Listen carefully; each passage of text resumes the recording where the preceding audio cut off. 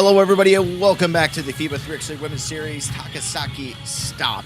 Our last one before we head to Shanghai for the grand final. Still more work to be done to figure out what team is going to be joining them. Mitsubishi Electric was successful in making it forward into the bracket stages. They needed a top 3 finish to secure their spot. Otherwise, Germany will be the one moving forward, but lots on the line. Just to give you a quick recap before we jump into the rules to get you up to speed on what FIBA 3x3 is. This is where the Bulls currently stand. Top 2 in each group did move on forward to our quarterfinal stages. We'll be seeing everything, elimination, the rest of the way, all best of ones, just the way we like it here in FIBA 3x3. Dirk here with you alongside all the action that's going to be going down here in day number 2 when we will crown a new champion here in Takasaki in Japan. Good morning, good evening, good night, wherever you may be, wherever you're tuning in from.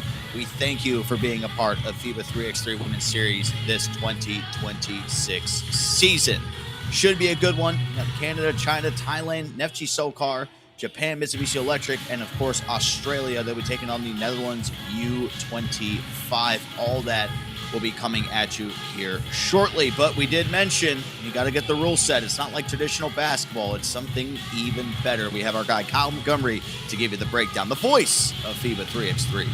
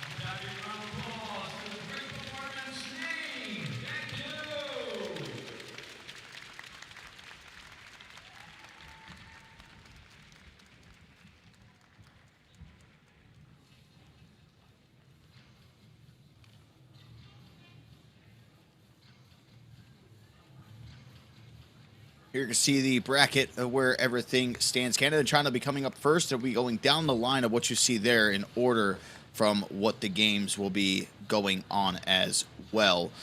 Of course, we'll jump into our semifinals after a brief little break. And then, of course, we will have the grand finals to see who is going to be crowned champion of the final Women's Series Stop. And I think no matter which way you turn it, everything is going to be a sensational game today. I don't think there's going to be any type of boring action that's going to be going down.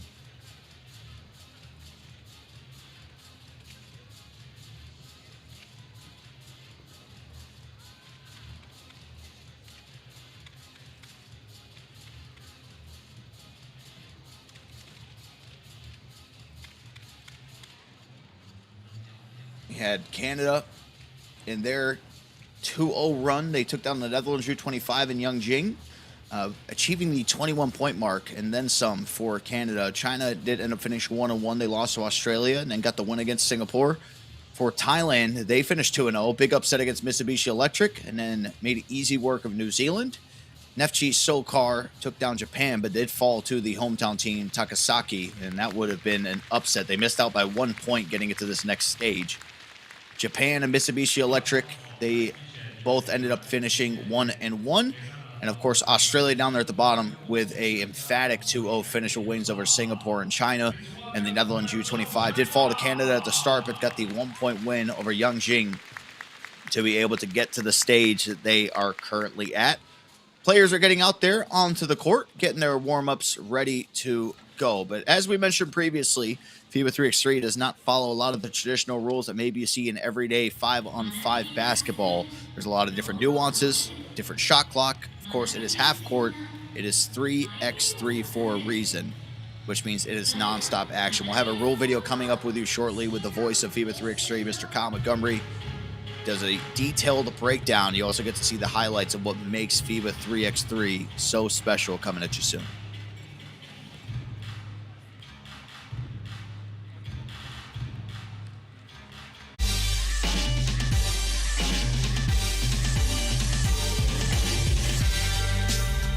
Yo, what's good? My name is Kyle Montgomery, aka the voice of 3x3.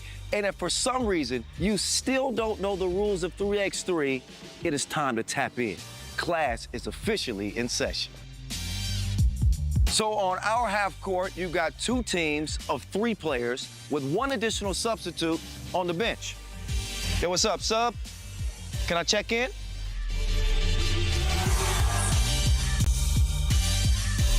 In 3x3, even the ball is different. This is the official Wilson right here. Trust me, it's groovy, baby. This game is pedal to the metal. 10-minute game clocks, just 12-second shot clocks, and a 1st to 21 scoring format for the win. If a team doesn't score 21 points, all they have to do is outscore their opponent within 10 minutes. And you know we keep it street. In this game, we score by 1s and 2s. Anything inside the arc is worth 1. Anything outside of the arc is worth 2. Still got it. And this game is all gas, no brakes. Literally, after the opening check ball, play is continuous. Make or miss, offense turns to defense just like that. This 10-minute sprint is just getting started. We'll see you at the top.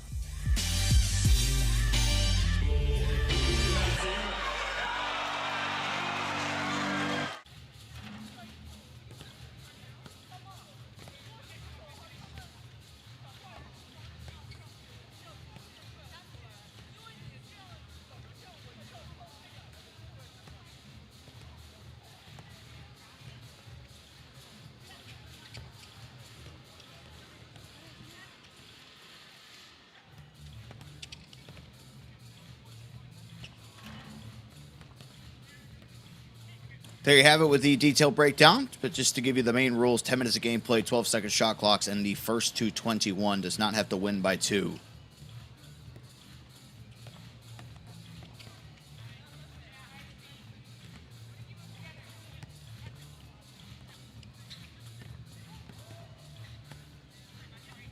Our first game of the day, as we had mentioned prior when we were looking at the bracket, is going to be Canada taking on China.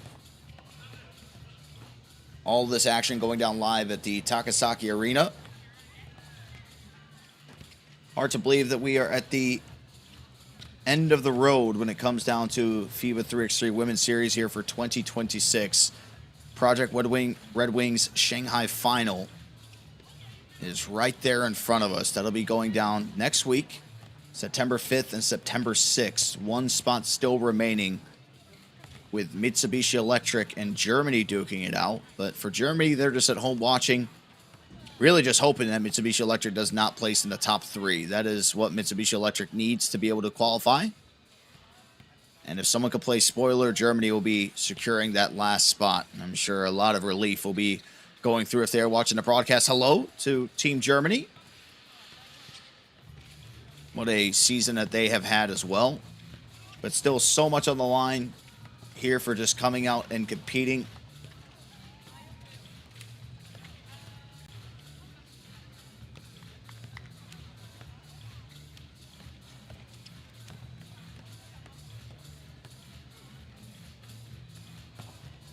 You're playing for not only the bragging rights of winning, but also for the big check that you'll pose with at the end as well. 20,000. Nice chunk of change to play some basketball. Here you can see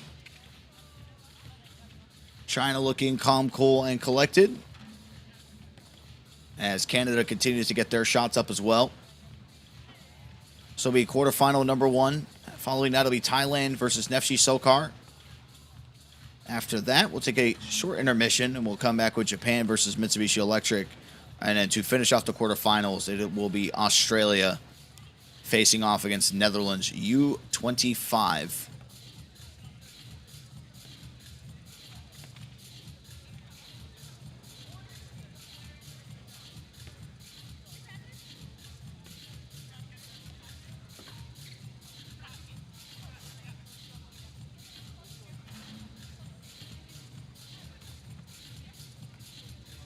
Shout out to everybody that's out there in the YouTube chat. I always keep an eye out there. Love to know where everybody is watching from around the world. And intros are imminent. Quarterfinal, game number 1, Canada versus China. Two teams who have looked great. Canada at one point probably looked like the favorites to come out on top of the championship here in Takasaki.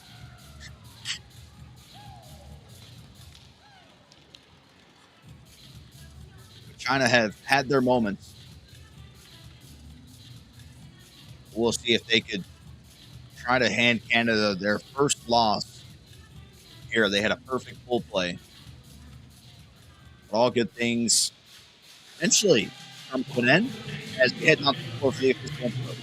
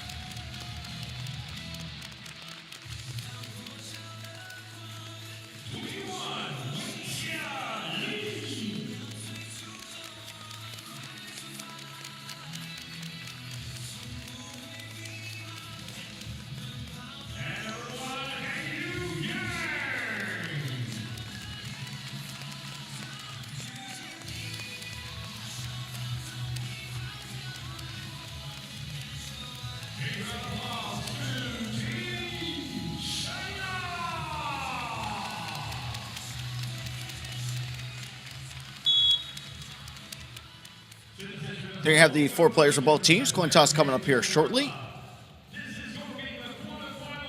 De La Torre and Navanis are the referees here for this contest. As we get our day number 2 rolling here with China taking on Canada. Quarterfinal number 1 of 4.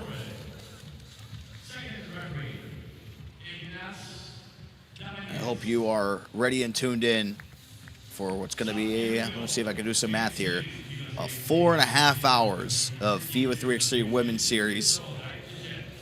The finishing touches on 2026. One more event does remain. That is the grand final in Shanghai going down next week. So many events been put on display.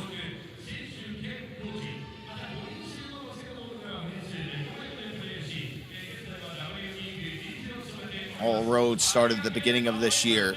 And as we approach the end of summer, so does it show the end of the women's series here in 2026. So many participants, individual players, teams throughout this season. We have our MCs here for this event. As we get things underway, China is going to be the team starting off with the ball. It'll be Lee. Defenders put up the right hand and get the roll there off the rim and in. China first possession, first score. Can Canada replicate the same? It's going to be a hold-up play there for a moment due to the kickball violation.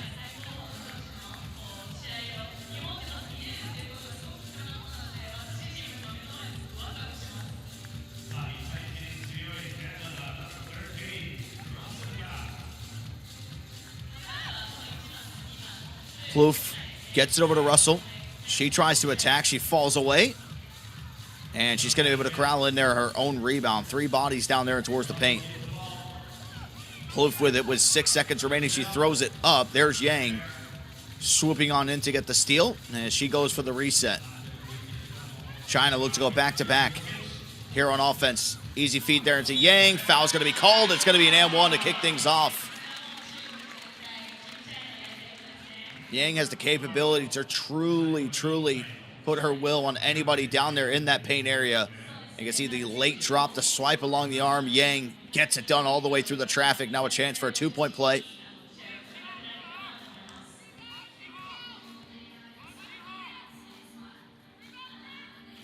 And she's not able to make the free throw. Canada will come out with it. And just a little bit too far back there from Paige Croissant. She stepped on the line. So China's starting to gather a little bit of early momentum here. Here's Wu over to Yang. Thought about the 2. Lost the dribble there momentarily. And is going to be whistled there for a foul. That'll be called on Russell.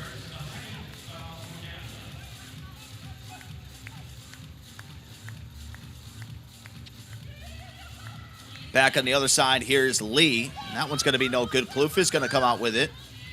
Over to Croissant. Croissant with a head full of steam off the glass and in. And Canada now have their first points on the board. Here's Lee. 3 seconds remaining on the shot clock. Got to put something up. Lost the dribble, and it is going to be a turnover. So a chance for Canada trying to go back-to-back on their couple offensive tries. Delay of game warning given to China there for not checking the ball up properly. Just threw it in a little bit too low.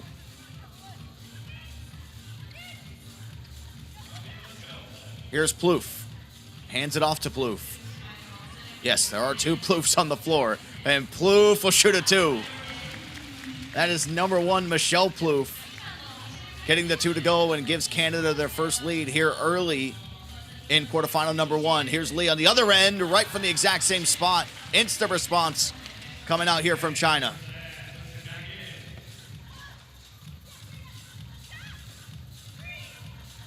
Plouffe with 1 second remaining on the shot clock. Goes off the glass. The ball does hit the rim, or did it not?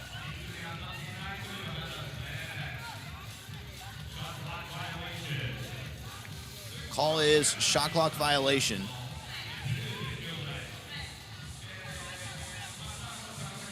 It looked like that it hit it off the right side. You can see all the fans in attendance. Referees want to talk it over.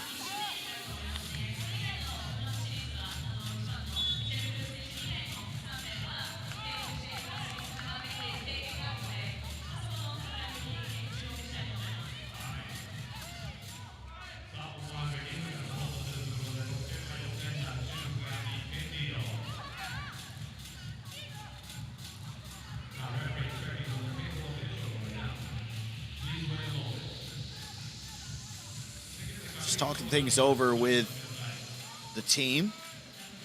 Yeah, definitely hit the rim.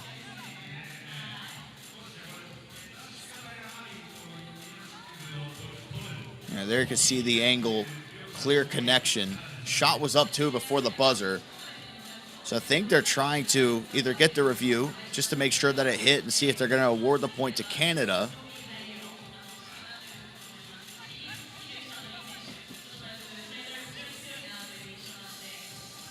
The basketball rim, such a simple concept. And they will give Canada the point, so we will be tied up at 4-4. It will be China's ball to restart.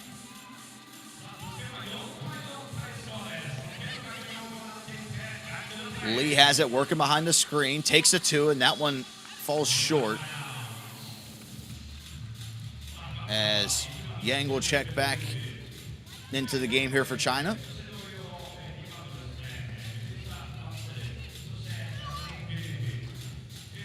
Plouffe works off with a handoff from Russell. They'll go over to Crozon. Crozon back over to Plouffe. Lost the handle. Has to put something up, and it almost looked like it was going to go in. They do get the offensive rebound, and right back inside goes Crozon.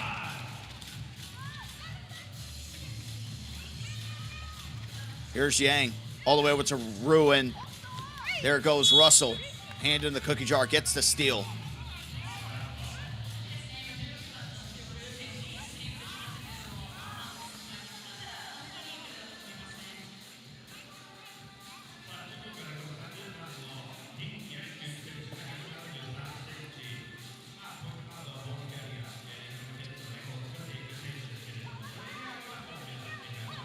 They set the off ball there for Russell, and it's going to be Crozon slipping right off of the off ball. Beautiful play executed there by Canada. And they do get a steal as they're trying to get the check. Crozon lines it up, knocks it down.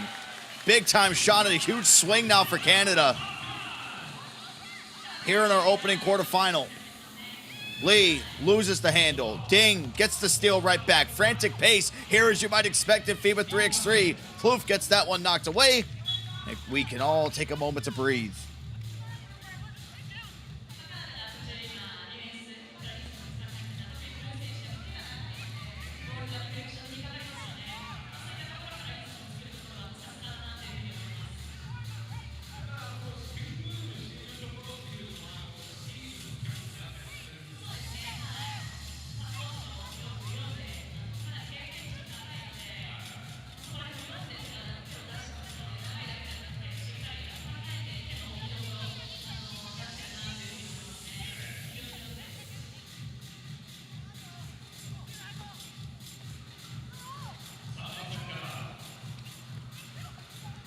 Russell takes off the dribble, got to go up with something with the shot clock winding down, goes reverse with the right hand. And Canada starting to find that day one momentum. And they had so much success, finished undefeated in their pool. As Russell battling with Yang on the inside. Still plenty of time to work with here with Wu. She'll back down to the post, she'll spin off, and she can't get the finish.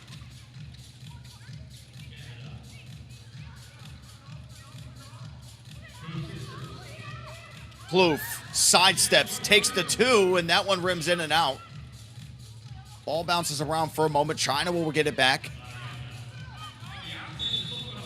And a foul will be called there on number one, Michelle Plouffe.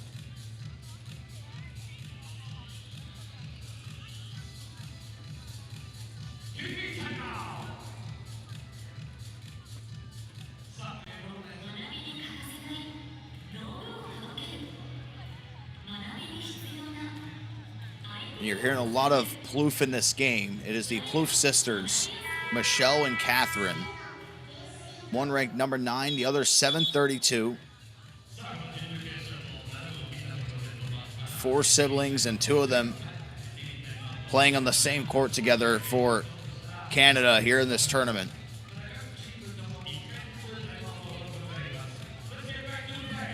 Plouffe squared. Maybe we got some cool nicknames if anybody has any ideas out there. As Wu will take the 2 off the front of the iron, right into the hands of Crozon.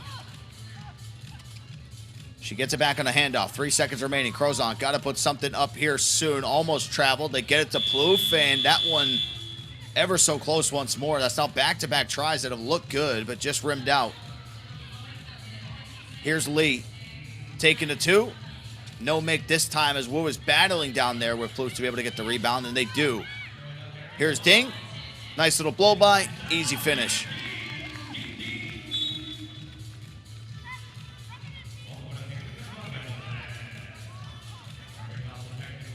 I have a technical foul. There, the disturbance on the reset. So it'll be Crozon going to the line to shoot one to get Canada to be the first team to get into double digits. And the free throw is good.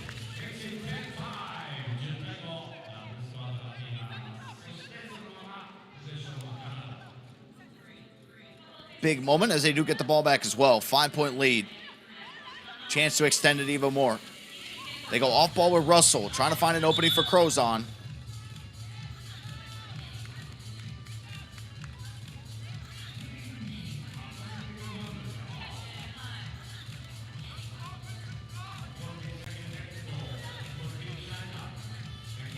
And we'll get another free throw.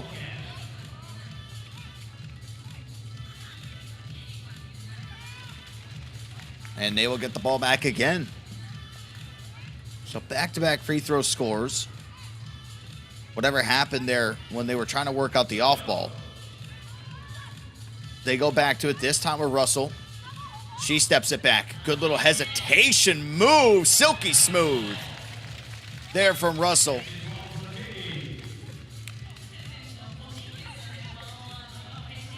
It's like a puppeteer. Has it on strings. Had Wu completely lost there on that attack. 12-5 now. Canada looking to make a statement here in the quarterfinals. As Lee turns the corner, gets it over to Wu on the left side. That one goes way short. Plouff's able to get the rebound. As she'll bring it up for the reset. Back to Crozon. Trying to get the screen to work in some type of way. Good move there by Plouffe. Even in the lab with Akeem Olajuwon, it seems. As she got the layup to go. 13-5 now. And a miss from China, but a foul is going to be called there. Whistle goes against Canada. So we will have a free throw coming up for China to finally get a score. If it come up empty on the last few possessions, we'll see if Lee is able to get something. And they do.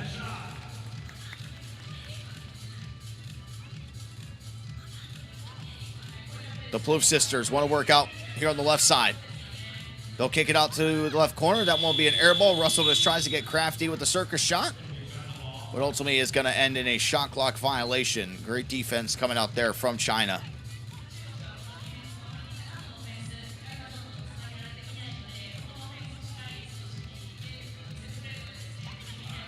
Ding. Almost lost the handle. Over here to Yang. They want to go back to Lee. Russell getting very aggressive, knocking that ball away, and they're just going to let it sail out of bounds. And Canada will get it right back.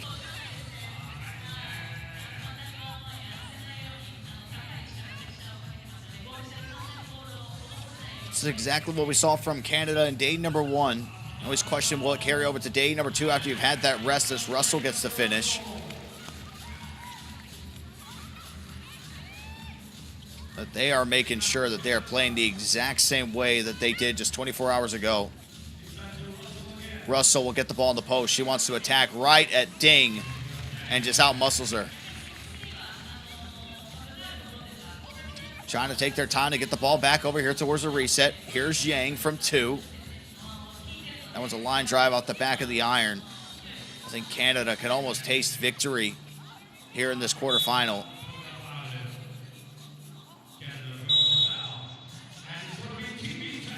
And we will have another timeout coming your way. As Canada hold on currently to a 9-point lead. A tough deficit to overcome. Here is the little sidestep shot coming out there from Lee. That's really the only true offensive spark that they've had from two-point range in this game. The nice dribble drive there from Ding, but just not enough firepower. And also defensively just has not been there for China in this game. Still 3:46 to go to try to make the comeback.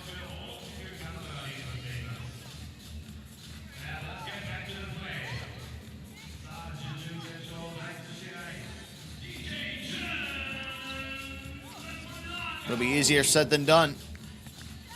Plouffe will get the handoff to Crozon. She'll turn, immediately takes the 2. The quick trigger on that one from Crozon.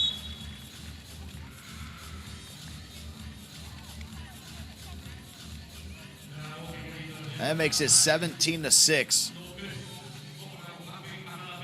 Now to the largest lead that we've seen in the game, currently sitting at 11. Don't see that much of a deficit that much in FIBA 3x3. Rather shocking, especially at this stage. Almost a travel. Wu got to put something up, and that's going to be another shot clock violation.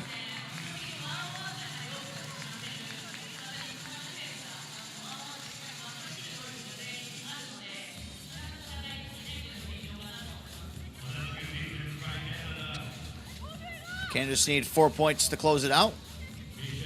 Plouffe got a little crafty there with the footwork. Ultimately couldn't get the layup to go. Yang will get the handoff. She'll set the screen. Lee will line up a shot. And that one goes well long. Russell with the crossover. Back over to Plouffe. And a big push there for the screen. Crozon was able to knock down the 2, but it's not going to mean much.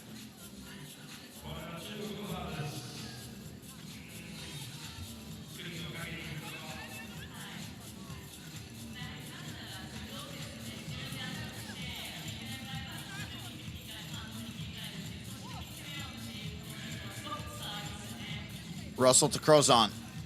Nice little jab step by her, and now the scooper. 12-point lead. Yang trying to get something going, and finally China does. We still stand at a 10-point lead. For Canada. They get the steal, immediately pull it pass straight down to Yang. Back-to-back scores for China. How will Canada respond? Russell wants to go one-on-one. She'll instead kick it out. The long-range 2 does not drop. Off the back of the iron, straight to the hands of Ding. Yang. Does lightning strike twice? It does not.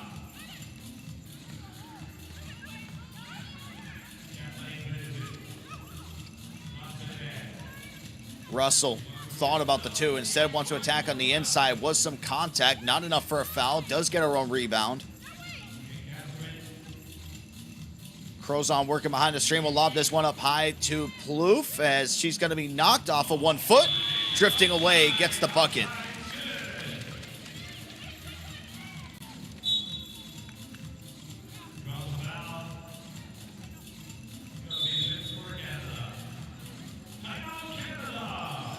Well, a timeout for Canada. Just need 2 more points to hit 21. They have hit 21 in every game that they've played so far here in Takasaki. They even against Netherlands U25 hit 22. They went 1 over. They want to try to keep that streak alive.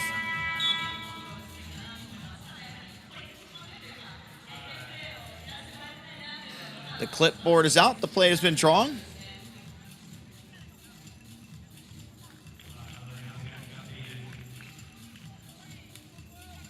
With 1:36 to go in quarterfinal number 1. Here's Lee. Screen was set by Wu. She'll flare out to the top of the arc.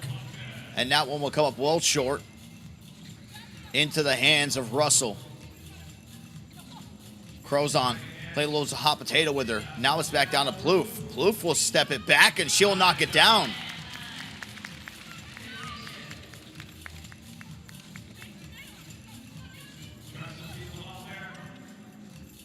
China almost turns the ball over, and now they do. Here's Plouffe on the inside with the left hand. That one not able to go. Russell tries to tip it in. And she does end up tipping it off her own miss again. And Canada with an emphatic victory here in the quarterfinal number 1. We will see them later on in the semifinals as China's run officially comes to an end here in Takasaki. 21-9, your final score.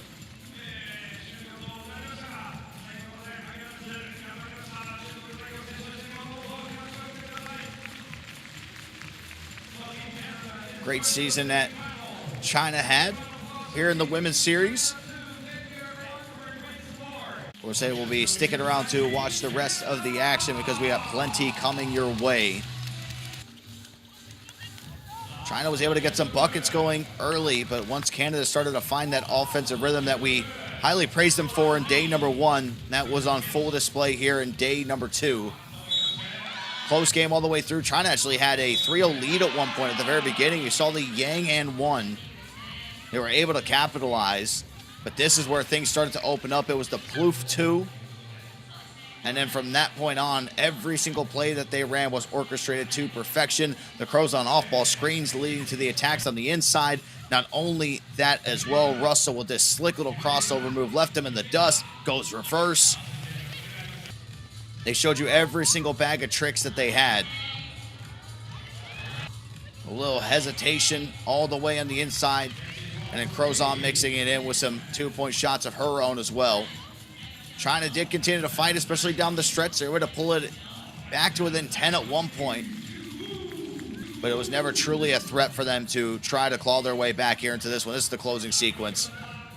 Russell gets the ball, misses on the first attempt, able to get her second tip in there. We'll give you a look at the bracket. We're going down the list. Canada move into the semifinal where they will await the winner of Thailand and Neftchi SOCAR coming up here in a little bit. Neftchi SOCAR ended up losing to Takasaki, and it was very, very close for Takasaki to almost make it. They missed out coming into the bracket play just by 1 point. They would have held the tiebreaker. It was 28-27. But Neftchi SOCAR, one of the highly ranked teams in this competition. You're expecting big things for them to try to gather some of that momentum moving forward. But Thailand looks to play the upset. They did it at the very beginning against Mitsubishi Electric, had them starting 0-1 in a group in their most pivotal tournament of the year with so much on the line. And then they got the job done with relative ease against New Zealand.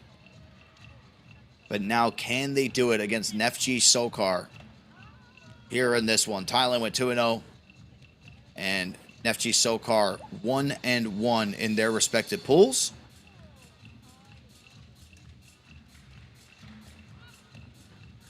And of course, later on, we'll have Japan taking on Mitsubishi Electric. Two teams well represented in the country of Japan. And then at the bottom left, we will have Australia, who I think has been probably the best team that we have had so far here in Takasaki, taking on the Netherlands U25, who got a late spark. First game, maybe caught them a little bit off guard. The second one, they were able to pick it up and turn it right around.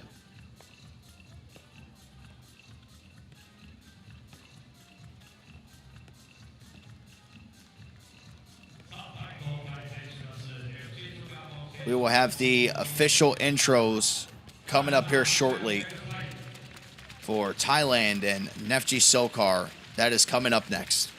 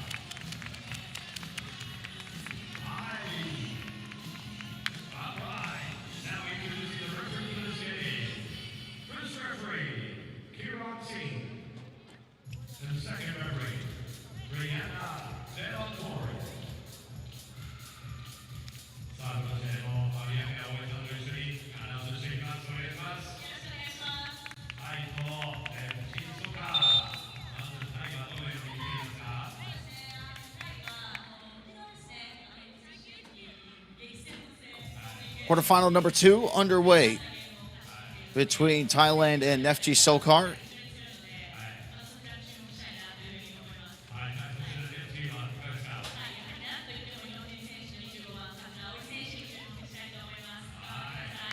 Thailand have looked sensational so far here in this tournament, but Neftchi SOCAR is currently number 4 in the world in the women's series. Could be a big statement win if Thailand's able to get it done.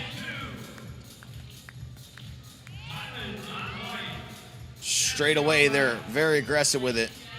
That was Wong Tafa trying to go right in on Mullenhauer.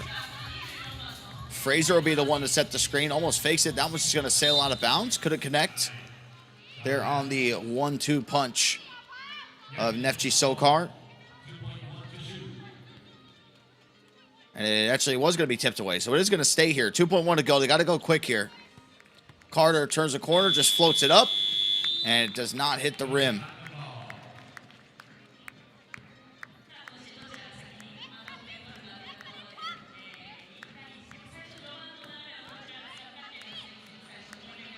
Good to see Sumat back out there. She did return to the bench in day number 1 after taking a little blow to the head. Here is Yudumsuk. Got to put something up, and does. It hits the rim. Great defense there from Fraser. Now she wants to go into the low post. And with the right-handed hook, not able to get that one to go. Ball's going to be tapped around. Fraser wants a second chance at it. And this one's also going to be a miss. Yudumsuk able to string together 2 great stops. And a little bit of a miscommunication coming out there from Thailand on the entry. They'll throw that one away. Scoreless as we approach a minute gone.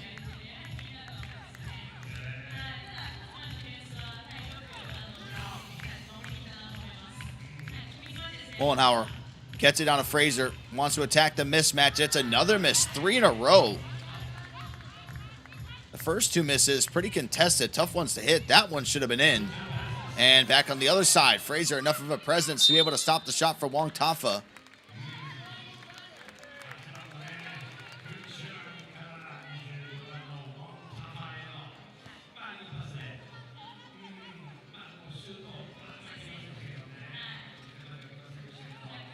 Katsura will come into the game, and that one's going to be thrown away again. Yudumsuk attacks. Ball slips out of the hand. As this is a wacky almost minute and a half, still scoreless. Lots of turnovers. We'll see who could be the one to polish things up a little bit more. That ball was almost thrown away. Mollenauer still able to pick it up. 5 seconds remaining. She has to try to do something. And they go down to Katsura, and finally, the deadlock has been broken with the scoring. Neftchi SOCAR are able to strike first. We'll see if they open things up here now for Thailand to try to respond. Hun Xuan, she's not able to get the 2 to go. Right back out is Wong Tafa. Over to the corner of Dumsuk. That's her hot spot. And she can't get it to go. Ball will be knocked out of play. And it's going to stay here with Thailand.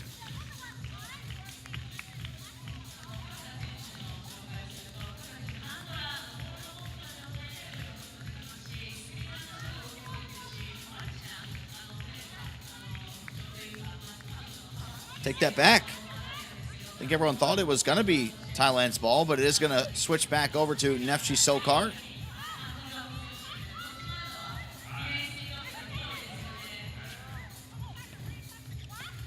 Katsura went over to Fraser, and she'll get the floater to go. So 3 misses in a row. Fraser able to finally capitalize there on the inside. That one almost thrown away. Yudumsuk puts the shot up and in there from the paint. Great aggression coming out as Carter and Fraser now here want to work. Carter with the kick out, stolen away by Yudumsuk. Thailand now starting to string together some stops. See if they can get the score, and they do. Katsura just left in the dust. Kun Chuan able to get the score to tie things here at 2 with 7:25 to go. And Fraser, easy entry. She gets it. Yudumsuk from the opposite corner this time. That one goes a little bit long. Thailand are getting the looks that they want. It's just a matter of the volume in the numbers game. The more they shoot, the more that will go in.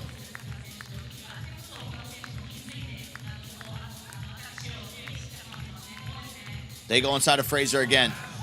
And it's an easy finish for her. Big size advantage in this matchup for Neftchi SOCAR. We'll see if they can continue to go down there with Fraser. Has great response coming out, though, from Wong Tafa from Thailand. That'll tie things back up at 4. We will get our first TV timeout here in this one.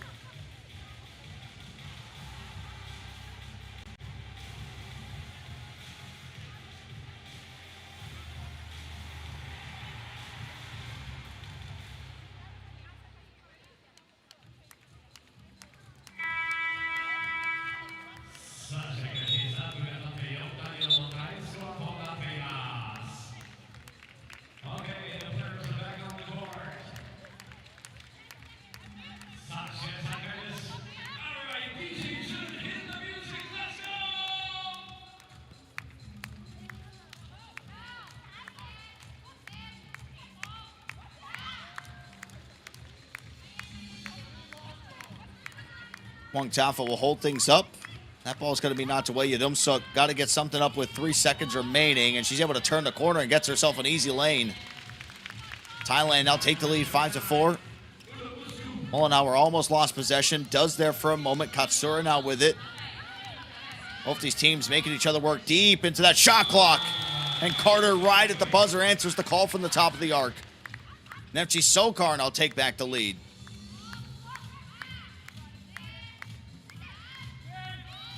Wong Tafa couldn't get the shot up. It is going to be another shot clock violation.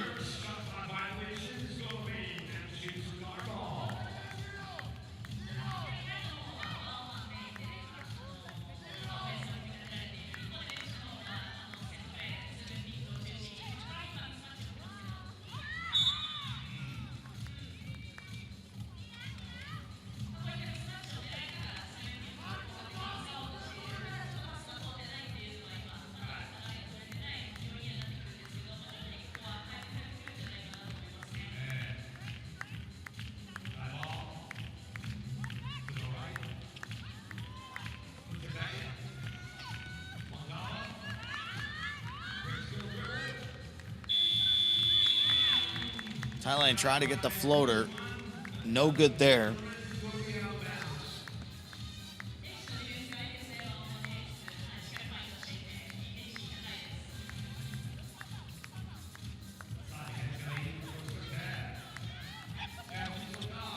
Neftchi SOCAR looked to build on this lead. Took about 4 seconds just to get the ball back into play as Carter missed a pull-up mid-range jumper. Sumat turns the corner, goes baseline. 6-6 as Katsura hits the floor hard.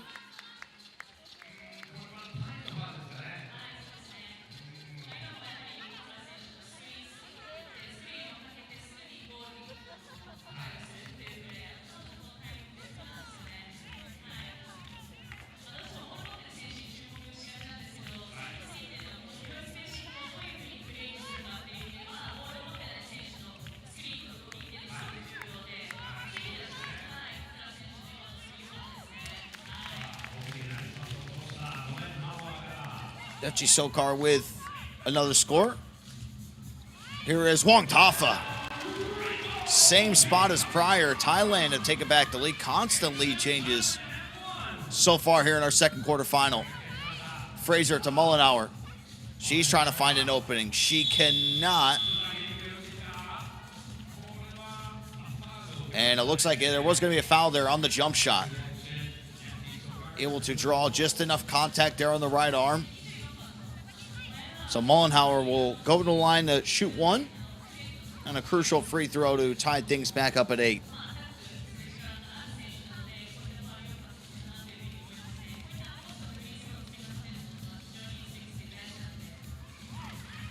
Gets the free throw to go. Fraser pinned in the corner. That was Yadumsuk with the ball. Just a little bit too much aggression. A foul is going to be called there.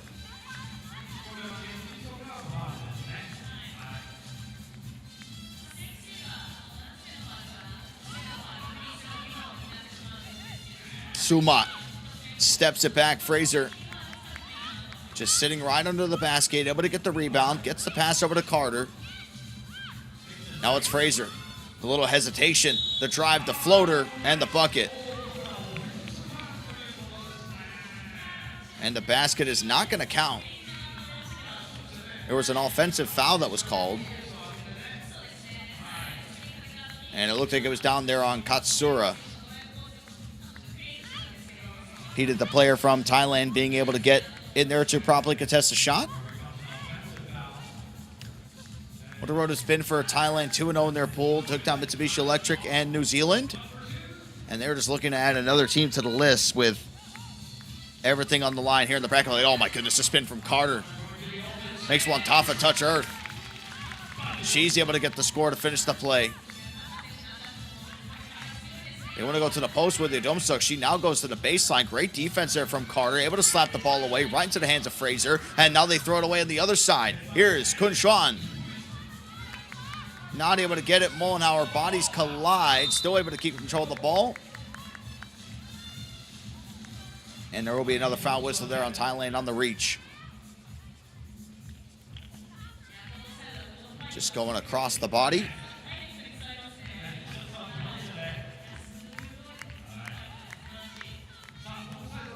Mollenhauer, they go straight down to her in the dead zone. She misses the first time, gets her own rebound, goes up the second. It is going to be fouled.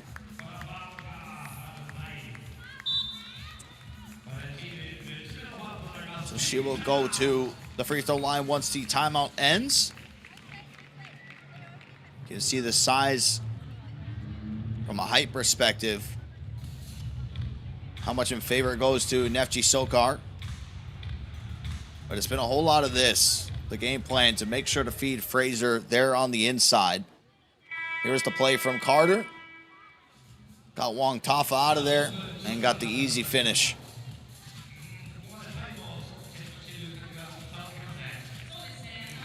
If this free throw drops, this will be the largest lead of the game that Neftchi SOCAR has seen so far. We went about, give or take, a minute, 25 seconds without a single score in this one, as we are currently at 3:58 left in this game. Mollenhauer is able to knock down the free throw.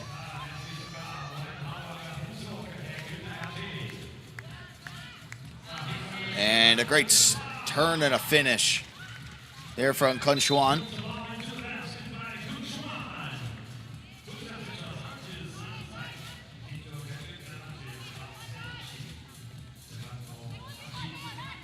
As it looks like we're going to flip again. This time it'll go back over to Thailand.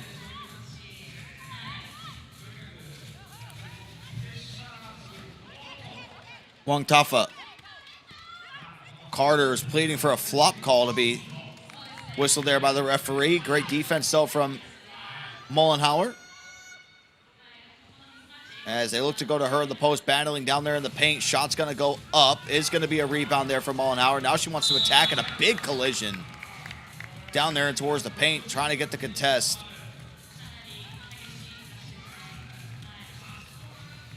This will be the third free throw coming up in this game for Mollenhauer.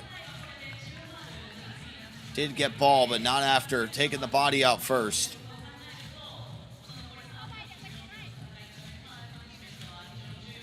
That is now going to be bonus territory here for Neftchi SOCAR, as Thailand just picked up their 7th foul.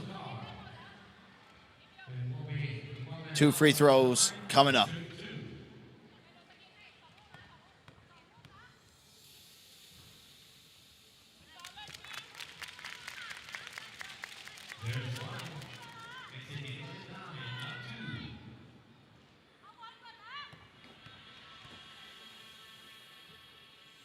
A perfect 4 for 4 from the free throw line for Mollenhauer.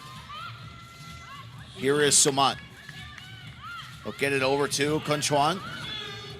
She puts up a 2, and the box out there from Katsura to shield it. They'll reward her for the stat that does not go unseen. It does in the box score, but not when you're watching the actual games.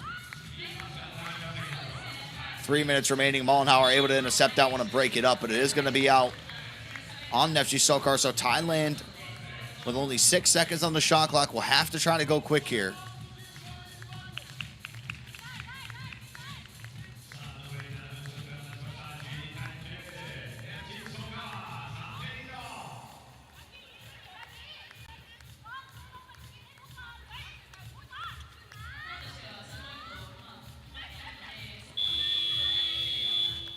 And they knew the shot clock was winding down, so they had to throw something up. Carter will go down to Fraser. One-on-one, falling away. That one will just go off the front of the rim. Pleading for a foul. Katsura able to get it. We'll just throw it up there to Fraser. Able to bring it down. Fighting through traffic. Can't get her own rebound. And Thailand will come back out with it. Here is Sumat from the right side. Too much sauce on that one.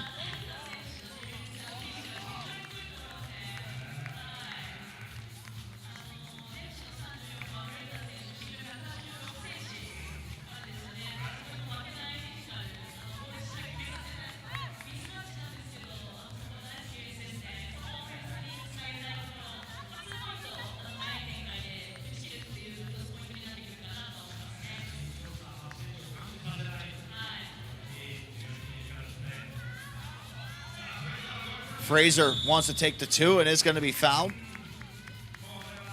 So 2 free throws for Fraser coming up. That is going to be the 8th foul as well. Just impeded on the landing space there was Yudom Suk.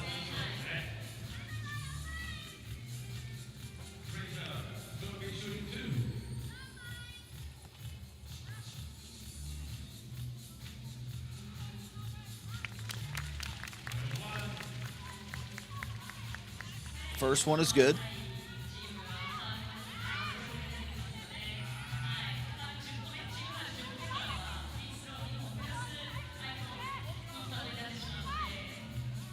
And so is free throw number 2.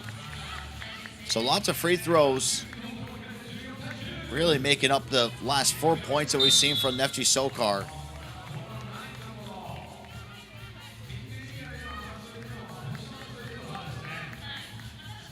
Two there from Fraser, 2 from Mullenhauer.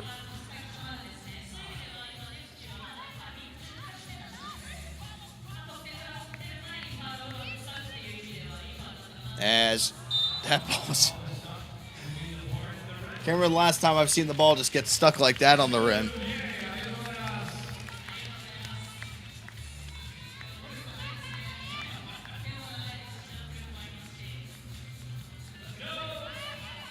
Fraser will hold the play up at the elbow. Over to Mullenhauer. She'll step through. Is going to be wrapped up. And that's going to be another shooting foul. Make it 9 on the game.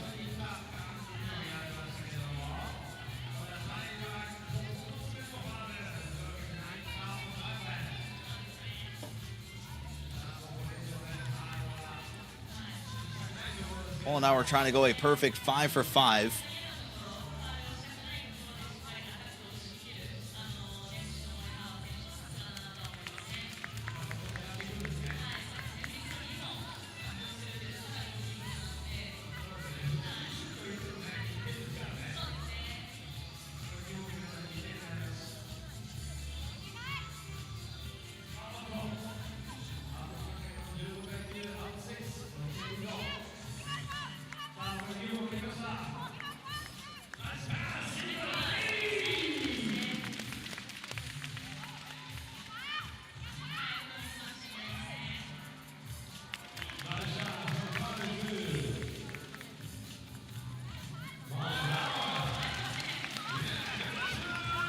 .138 here to go.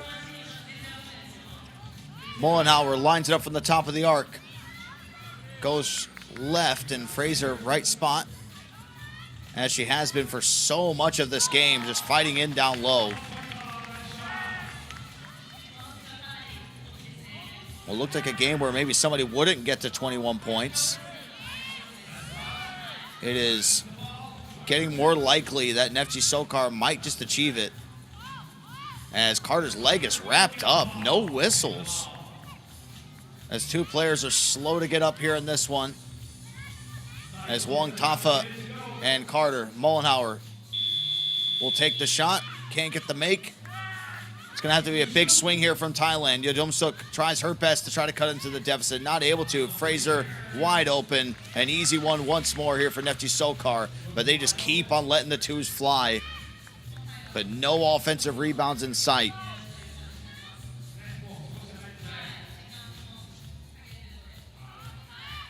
As Carter goes long there on that one. And this should be all she wrote.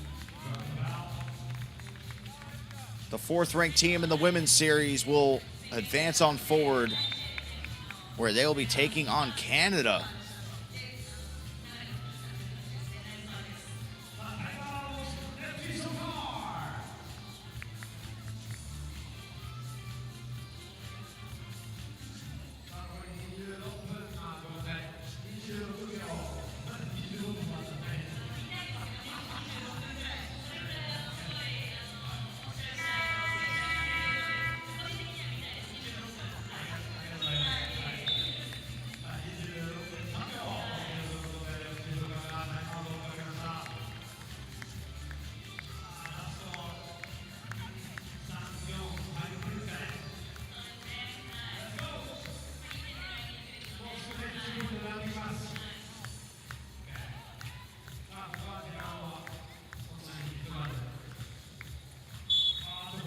Ball's going to be knocked out of play with 15.8 still remaining.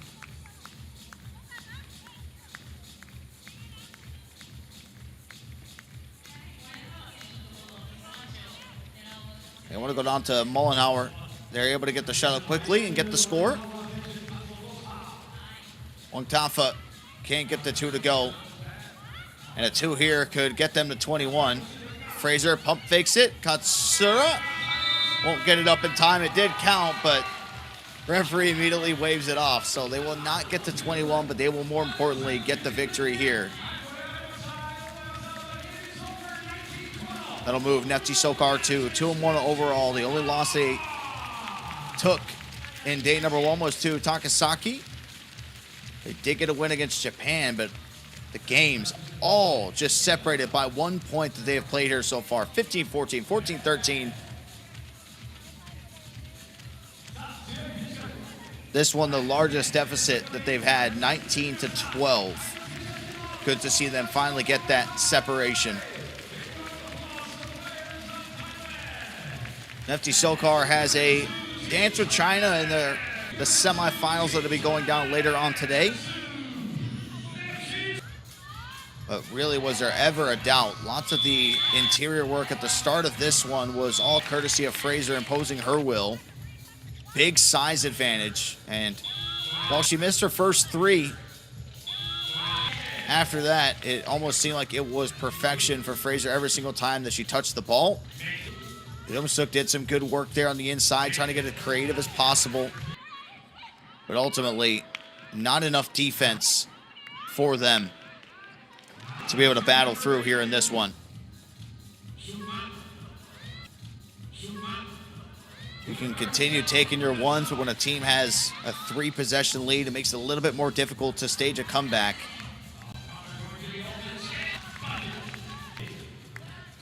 Carter was sensational. You can even see in some of the times when they got blown by and beat, they already know they can almost taste the victory. Have to be an almost onslaught of just constant 2s to be able to come back in some of these games that you see. And then Fraser stepping out, showing her range. A lot of the dirty work's always there on the inside. And that was the final Katsura shot that did not count. I'm sure everybody wishes that it did, but the ref waved it off almost immediately.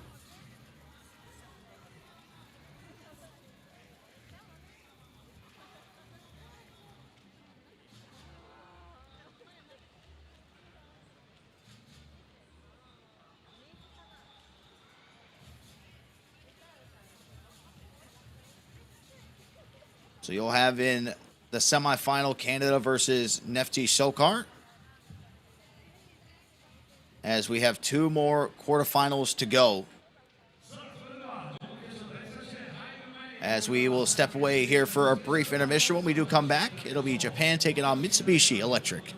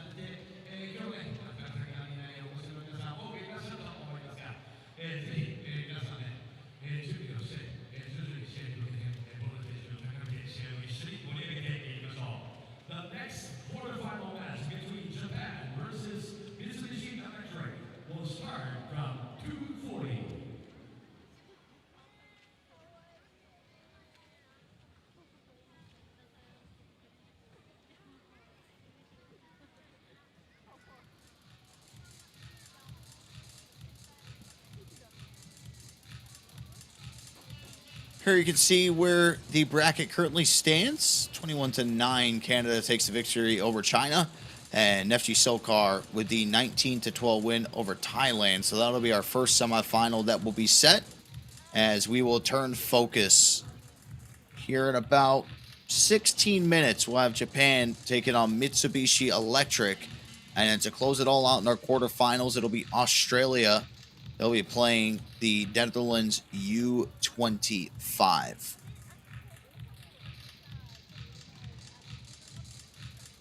But as we await the game that'll be coming up here shortly, we will step aside as the players will get their warm-up in. It is scheduled to start at 12:40 Central. If you're watching for local time, it'll be starting at 2:40 p.m. is when Japan and Mitsubishi Electric will start up. We'll take a quick break, but we'll return for the team intros.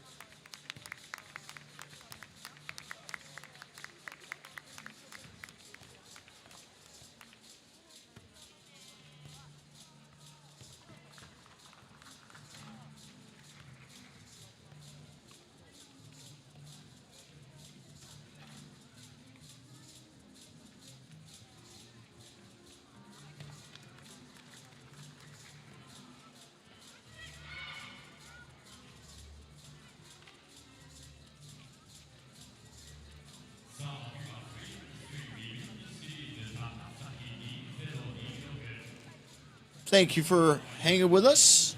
We are getting close to starting our game number 3, Japan versus Mitsubishi Electric, our third quarterfinal. As the team intros will be coming up here shortly.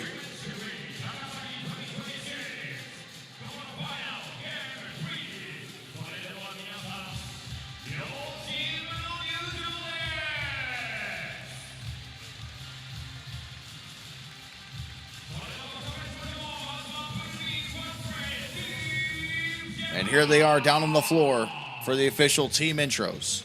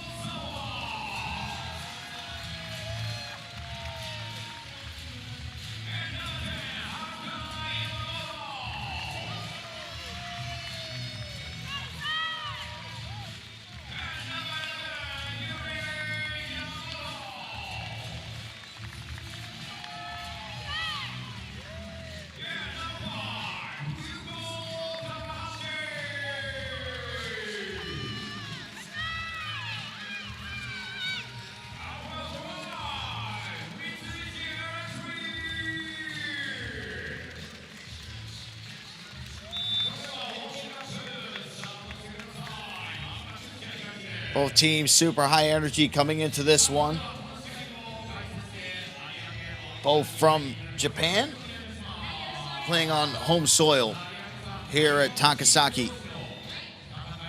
Both these teams finished 1-1 in their groups. Japan lost to Neftchi SOCAR 15-14, but they did get the win over Takasaki 18-13.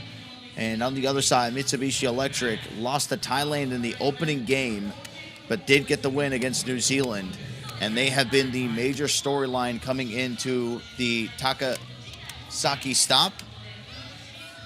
Mitsubishi Electric need to finish within the top 3 to get enough points to be able to make it to the grand final in Shanghai next week. If they are not able to place within the top 3, then Germany will move through in the final spot. So much on the line for Mitsubishi Electric. And we'll see if the intensity plays like it as well. It was a little scary in that opening game that they ended up losing to Thailand. But they were able to bounce back. And top 3 is the only thing on their minds.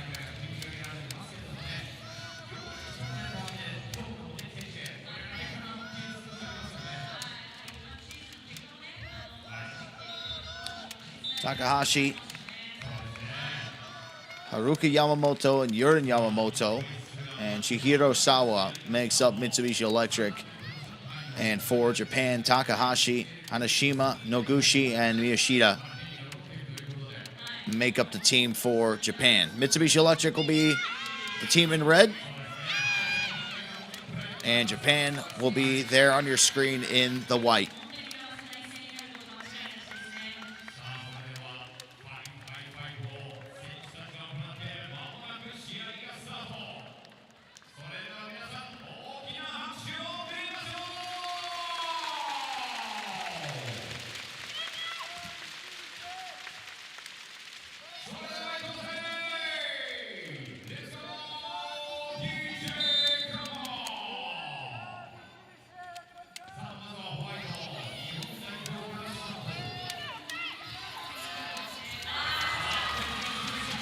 And the opening score is going to come immediately in from Japan.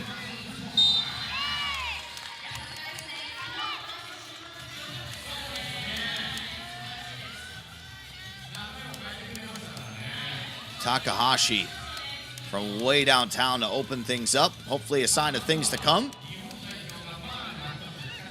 As Mitsubishi Electric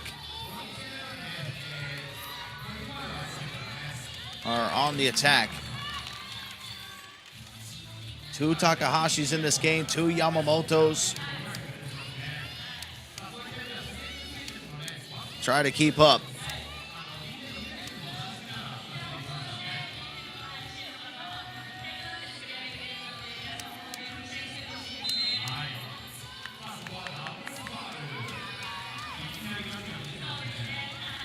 It was Hanashima battling over there towards the inside. And it is going to stay with Japan.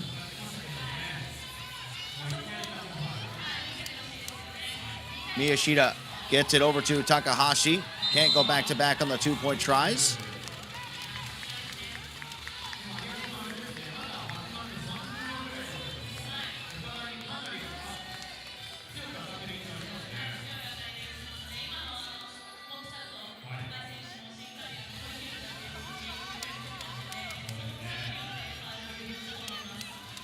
Yamamoto gets it over to Sawa, back over to Yamamoto. She'll line up a 2 from the top of the arc, back off the iron. And they do get another chance at this one for Mitsubishi Electric to try to find their first points. And there we have it right on cue. Yamamoto able to get a 2 of her own to tie things up at 2 apiece.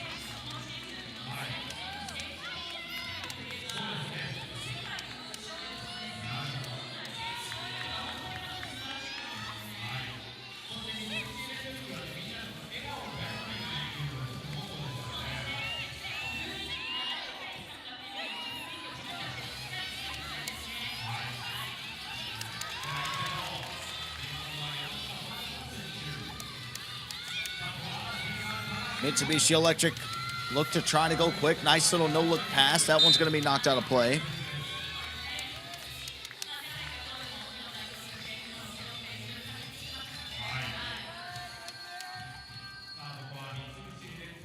As Yamamoto will check out. So Takahashi, Yamamoto, and Sawa in there for Mitsubishi Electric currently. Have to put something up. That one hits out the bottom of the backboard, and they are going to call a shot clock violation.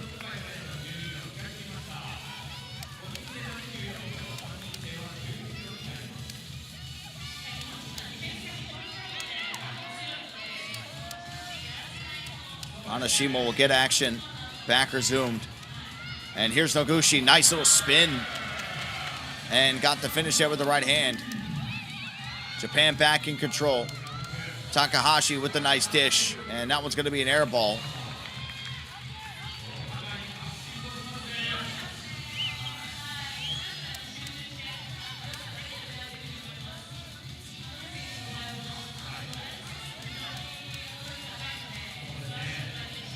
Chance for Japan to try to extend this lead out even more.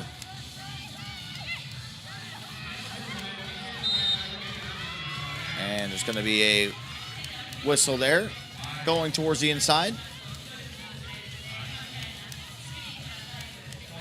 Just a little wrap up on the slip coming out there from Miyashita.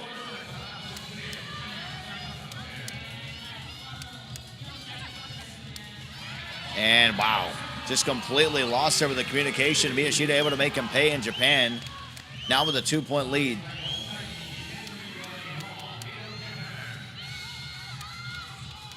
Yamamoto will get the kick out. And it's Mitsubishi Electric trying to get a 2. Not able to. That was a miss by Yamamoto. Takahashi gets it to Hanashima. Miyashita from the top of the arc. Both teams living and dying by the 2 here so far.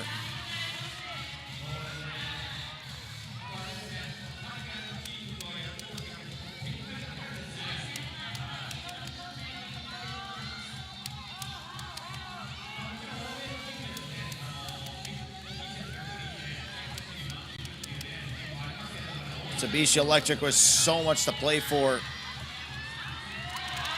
hearing this more so than any other team that you have here in Takasaki.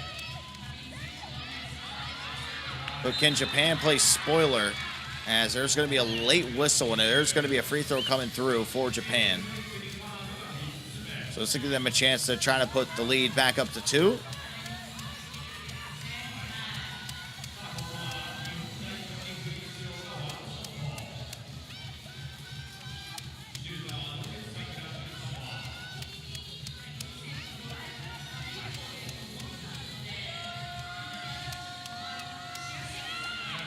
Oguchi is able to get the free throw to drop. Takahashi drives, spins, fades, and gets the shooter's bounce.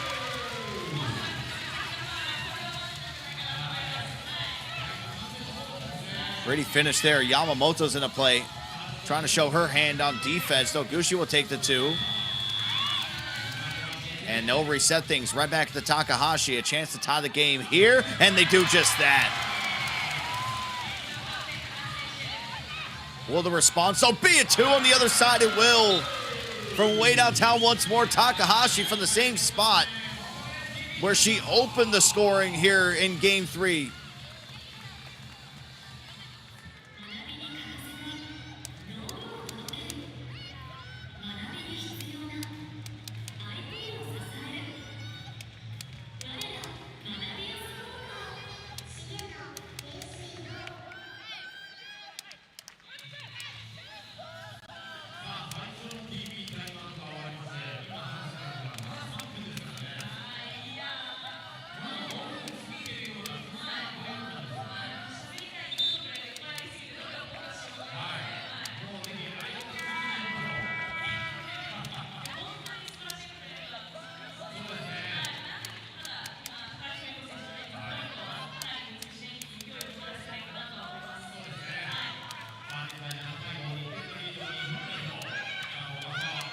Action gets back underway with the shot clock winding down. That was Yamamoto trying to put something up.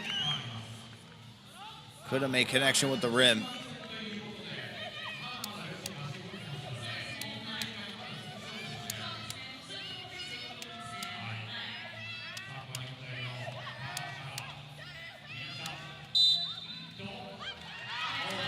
And offensive foul is going to be called. So a little elbow come up there on the drive.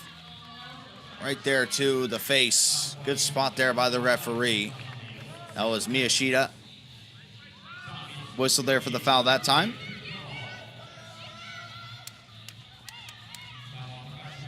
Here is Sawa. Over to Takahashi. 2 steps behind the 2-point line. Nothing good there. Yamamoto able to chase down the rebound and now has to put something back up. That one will go off the backboard right into the lap of Japan. Miyashita with a nice bounce pass and a nice score. And one opportunity coming again for Japan as their offense continues to roll. Beautiful dish. And right on the inside, battling through the contact, and one.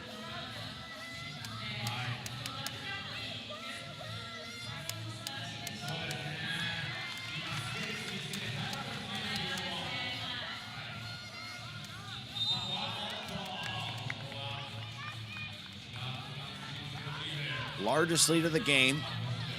4 points for Japan.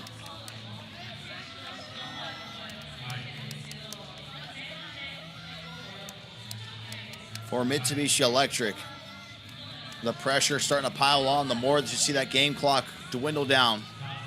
Takahashi misses the layup, ball will be slapped out of play. It is going to stay here with Mitsubishi Electric.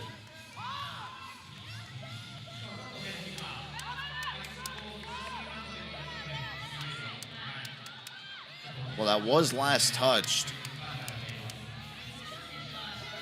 Was last touch by Mitsubishi Electric, so they got away with one there. And they put the shot up, but it was a fresh shot clock.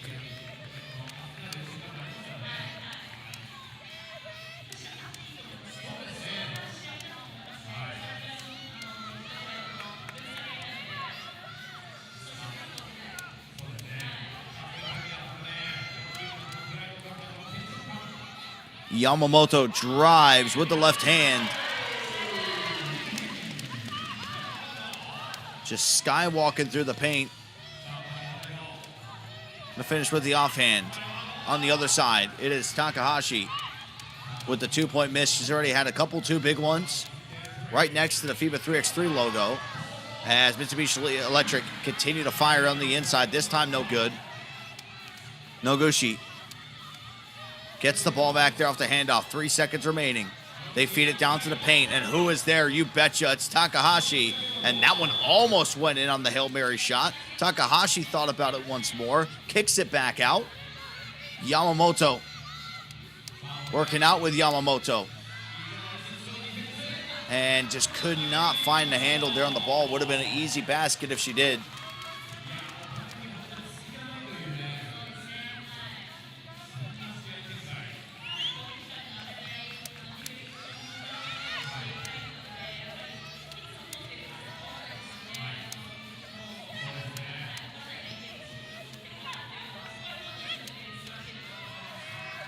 And Japan can't get the gimme to go, and that one's going to be knocked out of play. We'll go back over to Mitsubishi Electric.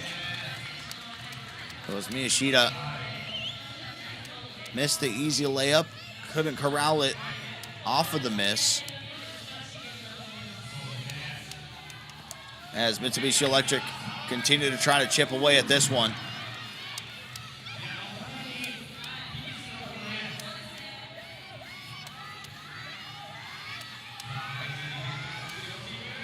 They lose the handle there on the dribble. And there is an offensive foul, so the basket's not going to count.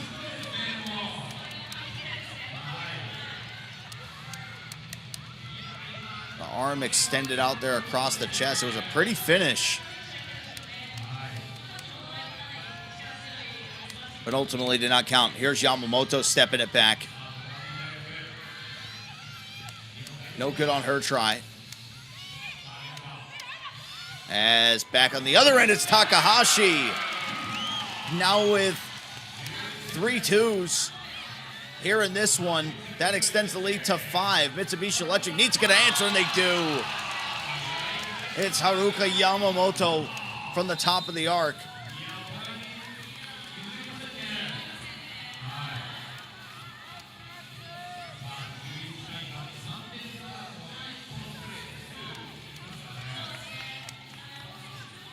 Two-point shots in bunches from both teams. Hanashima gets the ball back, goes to the inside, little push off, enough to force the miss. Ball going to be slapped around, finally finds its way to Mitsubishi Electric. It's Yamamoto from way downtown. That one hard off the right side, bodies hit the ground. And we will head to a brief TV timeout, as it looks like it's going to be Mitsubishi Electric's ball, down by 3. Either Mitsubishi Electric is either going to really hate the number 3 or love the number 3. Once this tournament is all said and done, needs to place third. They're down by 3. Lots of different ways that you can spin it.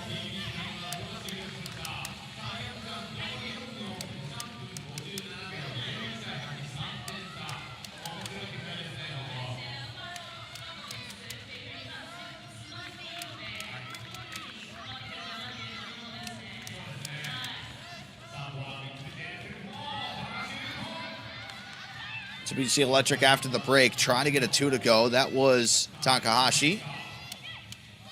And back on the other end, it's Takahashi for Japan. She can't get it to go. Sawa's able to get in the pass lane for the steal. Takahashi with a nice little feed off the backside. Can't get the easy layup. You need those ones. If you're Mitsubishi Electric, a big miss from Yamamoto again. Takahashi trying to find separation. And Takahashi on the other side cannot believe it. She'll take a breather. Had the ball wrapped up with the right arm, but was going to be whistled a foul anyway.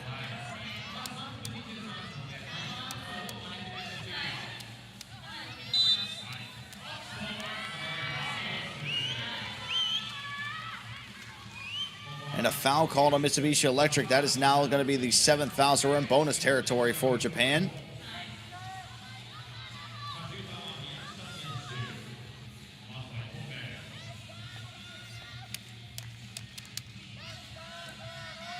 And due to the bonus, it is going to be 2 free throws. Good on the first attempt. 1 more to go. And knocks them both down.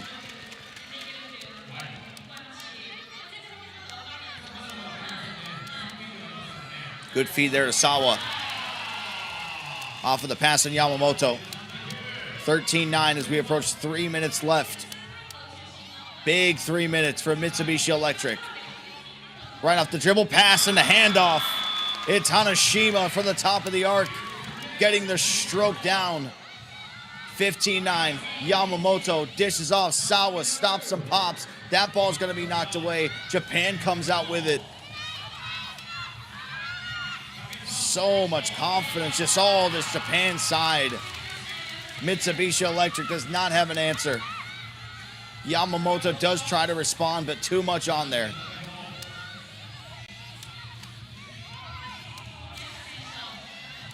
Japan can gather their breath for a moment as Yamamoto knocks that one out of play.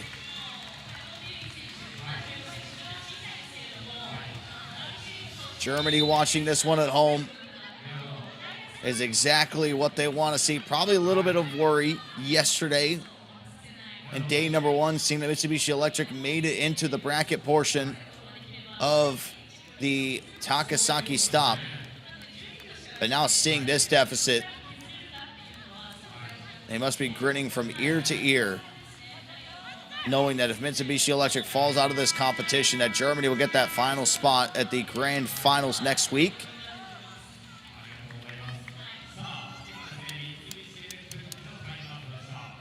Is there a comeback on our horizon with 2 minutes and just 22 seconds to go? Noguchi fighting through some traffic. That ball is going to be a free-for-all. Should be a jump ball, and it will be. And it should go possession to Mitsubishi Electric.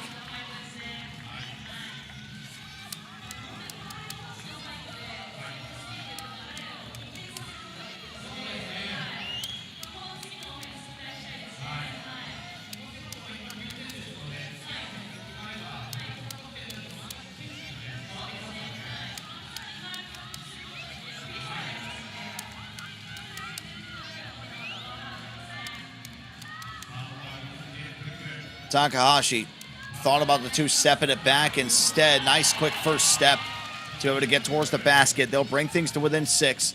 It's got to be perfect defense the rest of the way for Mitsubishi Electric.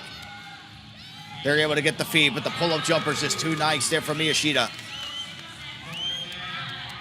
Yamamoto gets it to Sawa.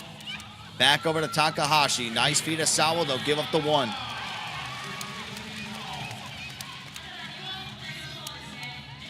Miyashita spins off, leaves 1 in the dust, and gets the finish. You have to start thinking about 2s in bunches for Mitsubishi Electric. Here's Sawa once more.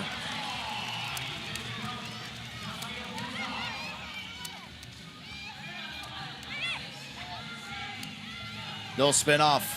Miyashita can't get that one to go. Yamamoto will come away with the board. And Sawa all alone down in the paint. They kick it out to Yamamoto for a 2. She can't get it to go. She'll fight for her own rebound. She goes right back up with it, but can't get the second chance opportunity.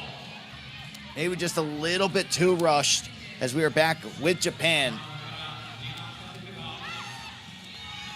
Hanashima up with 1 hand off the glass, right into the hands of Yamamoto. Sawa receives and misses. Japan will take their time.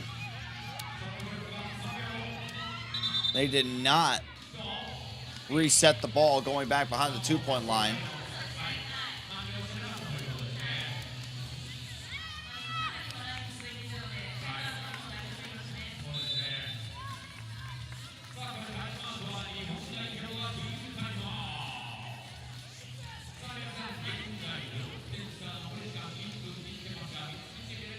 You will go to another TV timeout.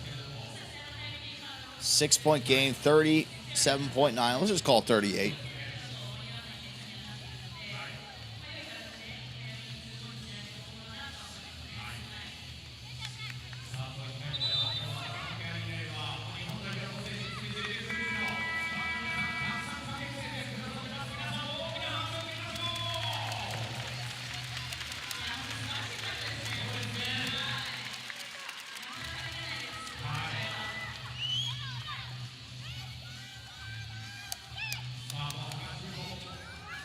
Yamamoto over to Yamamoto, number 11. It'll be Japan with Takahashi. Feeds this one on the inside. It's going to be stolen away by Takahashi. They do get the reset as well. Yamamoto will scoop it up and in. 5-point game as they'll let the ball just sail out of bounds. Time is not on Mitsubishi Electric's side.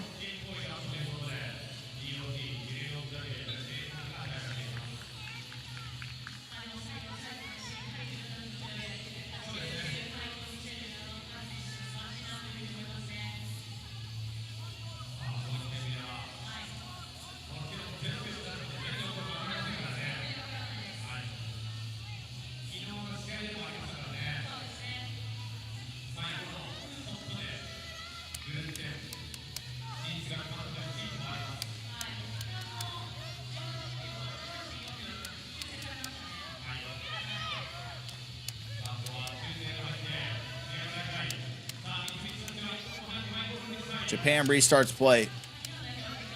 Miyashita will go over to Takahashi. She'll float that one up.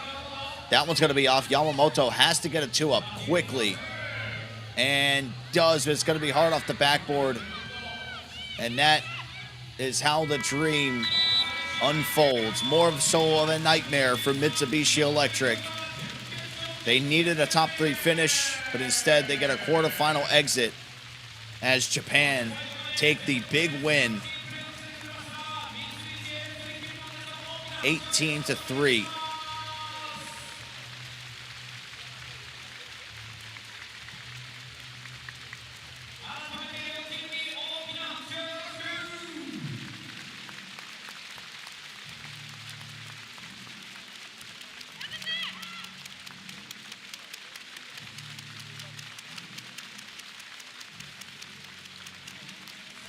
And congratulations are in order for Germany. Now moving on forward to play in the Project Red Wing Shanghai final going down next week. That was what everybody was waiting for. Could Mitsubishi Electric come out here and get top 3?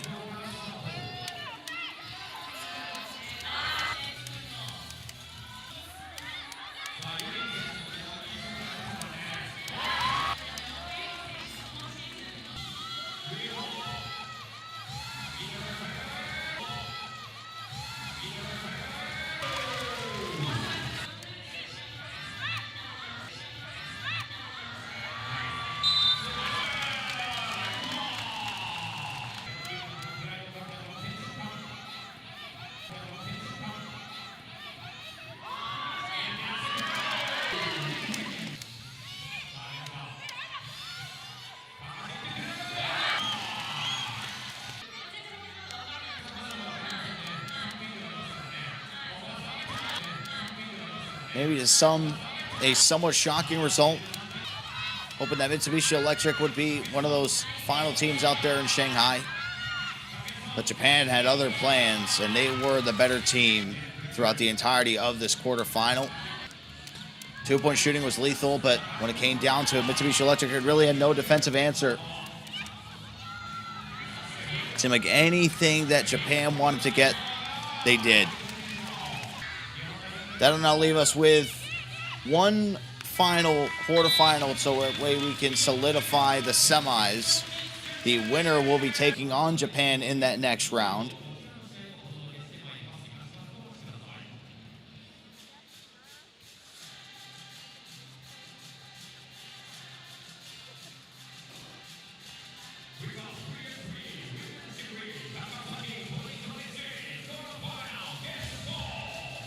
It'll be Australia taking on Netherlands U25.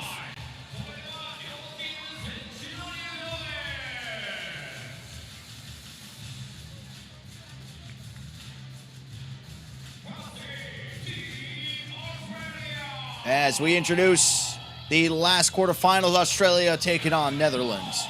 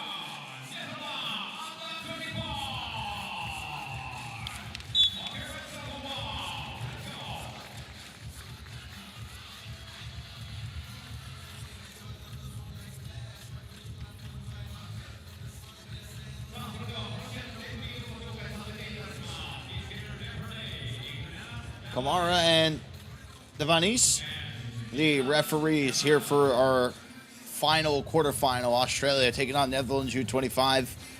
Australia unbeaten here so far, and Takasaki. Netherlands currently split at 1-1 with a loss to Canada at their first game in the competition.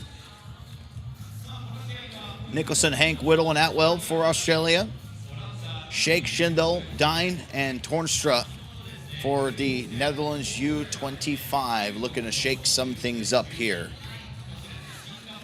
The winner will be facing Japan in our second semifinal.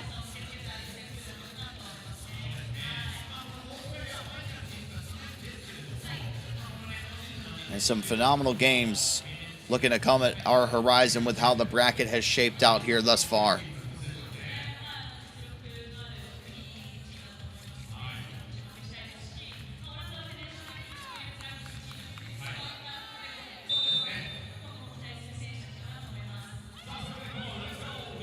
Everything starts right on cue, and as soon as we get underway, the Netherlands are able to strike first.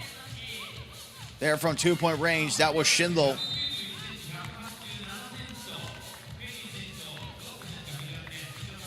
I don't think there's any better way to start off a game than what you just saw right there from the Netherlands. As Australia did draw a foul, and now they'll get a full chance over here in offense as soon as I say that. See where the foul gets whistled to this time. And it's going to be whistled against the Netherlands once more. So be an intriguing matchup down in the paint, the Toornstra and Hannah Hank matchup. Hank was a big reason against Singapore why Australia was able to come out with a dominant win at 21-9. But Toornstra has her beat when it comes down to the height advantage.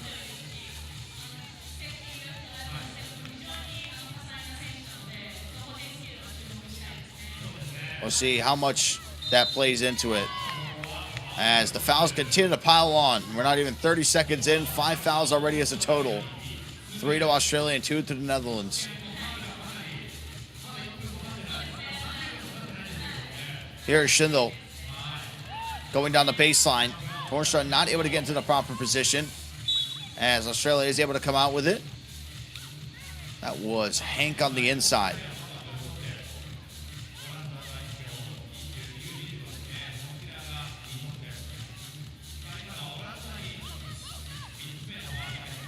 Whittle collides with her own teammate and somehow makes something out of nothing. Sandwiched between many bodies as Australia is able to get their first points. They try to turn the corner. That one's going to be knocked away. Atwell comes out with it. They'll go back over to Whittle. 7 seconds remaining. Sidesteps and comes up short off the front of the rim. Shake over to Dine. Torstra now with it. Constant ball movement now from the Netherlands. The sidestep into a 2. That one's off, and it's going to be Whittle corralling the rebound here for Australia. Atwell wants to go quick from the corner. Big time shot there from the right side as Australia take the lead.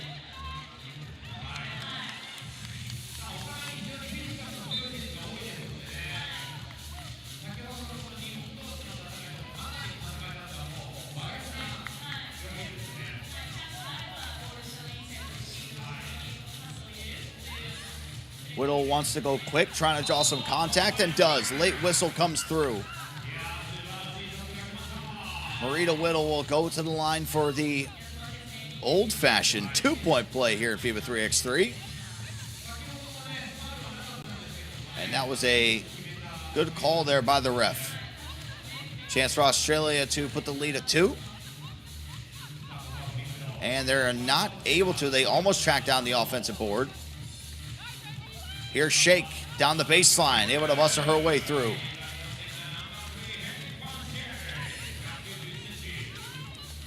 Nicholson getting some of her first touches there on the ball. Mid-range specialist with those pull-ups and shots exactly like that, right on cue.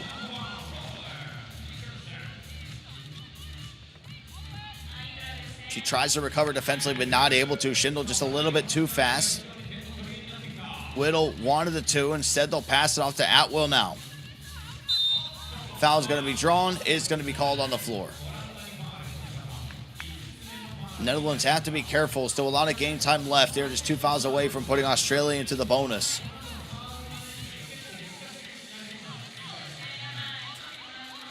Hank with the screen. Atwell with a pass fake. Almost got the shot. Hit it around numerous parts of the rim before finally popping out. Foul number 6 on the Netherlands. Torstra is getting a little bit too tangled, trying to keep up there with Hank. Atwell. It's nothing but air that time.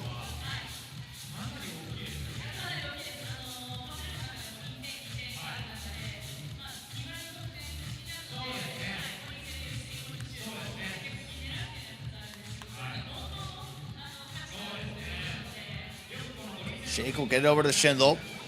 And thought we were going to have deja vu there for a moment. That's where she hit the first 2-point shot of the game. Whittle will walk it back. And an offensive foul called on Torstra. Arm extended there on the reset. And just like that, Netherlands U25. They are now at 7 fouls. Something to keep in mind here on this offensive possession if a foul does come through. Here's Atwell with a burst of speed off the checkup. Can't get the layup to go. Good rebound coming in there from Dine. They'll get it back over to Shake now. Shake and Torstra. Trying to work something out.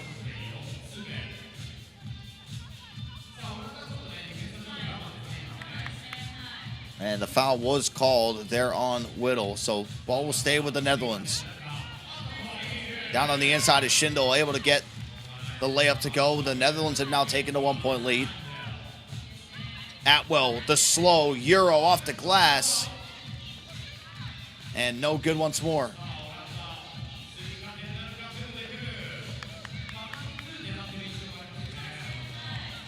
Ball with Nicholson. Atwell once again. Slow Euro move, becoming such a staple in the sport. That one looks like it's going to be last touched. And you thought maybe knocked off a player from the Netherlands, but as we will head to our first time out here in this one. 7 fouls for the Netherlands. They're at 6 points. Australia also at 6 with 4 fouls to their name. That was a pretty shot from Atwell, and Whittle establishing her dominance here early as well. 2 key players to keep an eye out for. Atwell showing a little bit more aggression here on day 2 compared to day 1.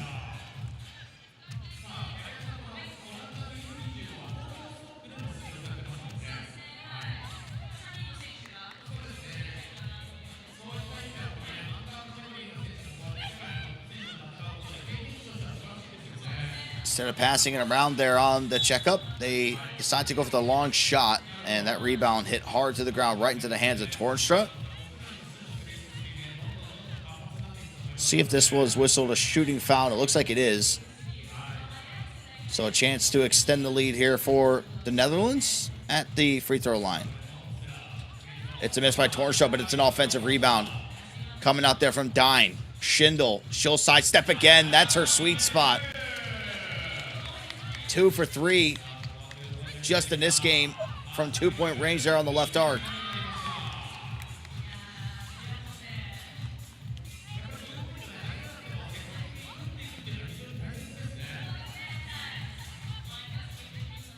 The Netherlands look to build on this, a chance to push it to a 2-possession lead. Schindel, open lane again. She is having an offensive clinic here in this quarterfinal. Whittle tries to hit the behind the back. She'll try to spin off in the post now. She steps on through. She misses. Ball knocked out of play. And it is going to stay with Australia.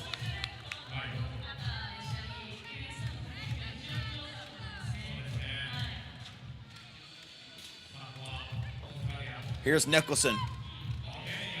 She's able to get her first points of the game there on that lay-in. The Netherlands won another 2, this time by Sheikh. He's taken a few, but has not been able to capitalize just yet.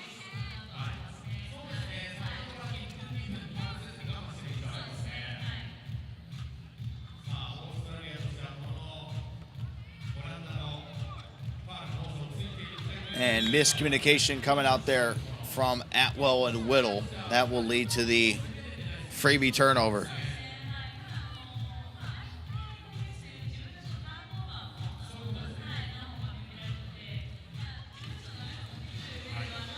Tornstra couldn't quite get that pass right.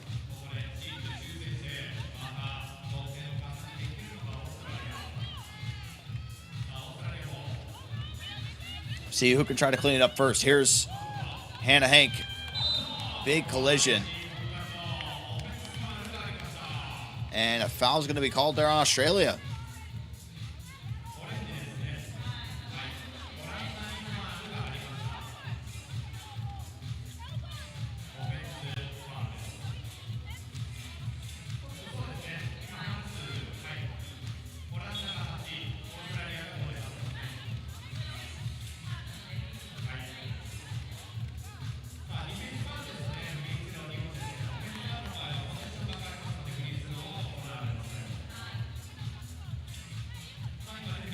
Foul was called on the Netherlands, actually.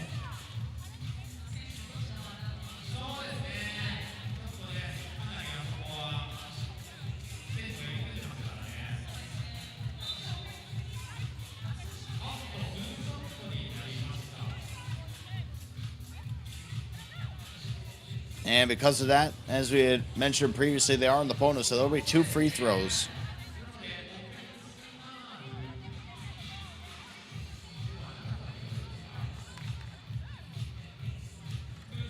First one hangs around a bit on the rim, but does ultimately drop for Hank.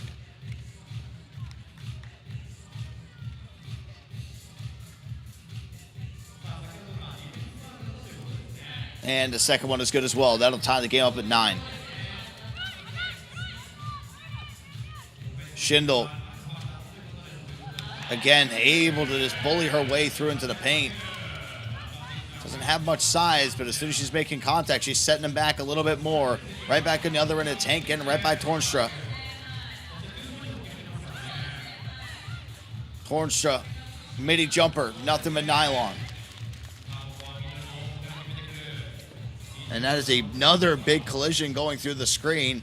Atwell will take it. That's going to be one if it goes. Comes up well short. Tornstra now with it. She tries to find the entry pass on the inside. Atwell throws it off. And it is going to stay, it looks like, with the Netherlands. Their foot was on the ground when she tried to throw the ball back in play.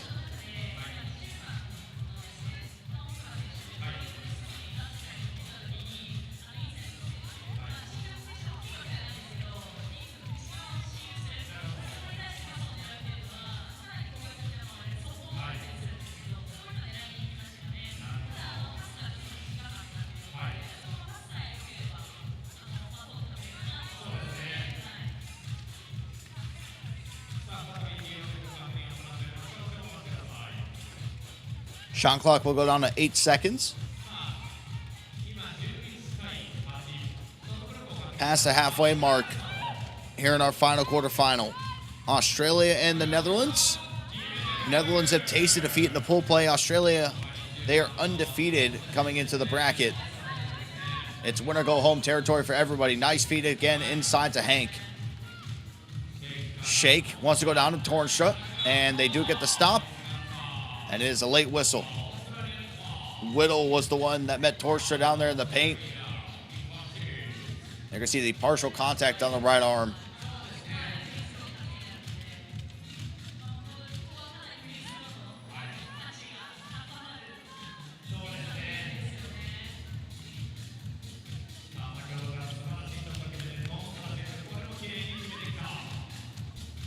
So like in day one, we saw a lot of free throw misses. Today has been kind of the opposite, as we have 3 seconds here to work with. Hank gets up, and because she gets up, it's going to be a travel. Netherlands have control. They got Australia right where they want them.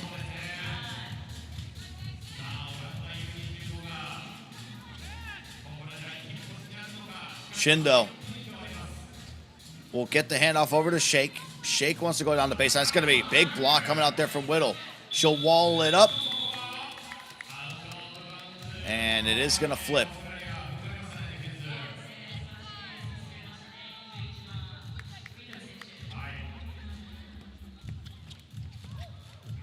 Nicholson wants a 2 and can't get the make on her first attempt. A nice little handoff to Nicholson right there on the low block, able to get the shot to go through. And right back on the other side, they feed it immediately inside to Shake while Nicholson was on the ground. Back to a 2-point lead. Nicholson draws some contact, hits the deck hard.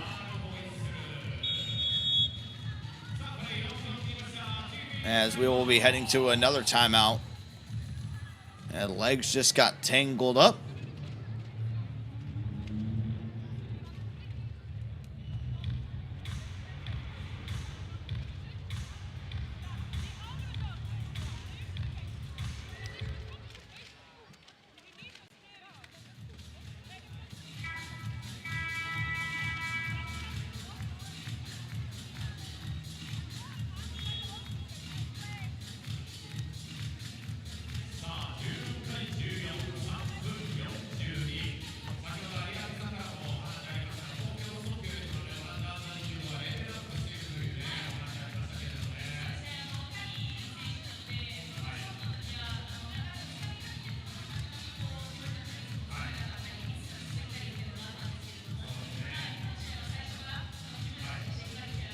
So because of the foul, it is Australia going to the line to shoot 2. And you hate the way that Australia is realistically sticking in this game. It's because of the free throws due to the fouls. And to make matters even worse, if Netherlands gets to that 10th foul, not only will it be 2 free throws, it'll be possession going back to Australia. So just something to keep in mind. Still 3:32 to play. And it's still anybody's ball game. Tied at 14.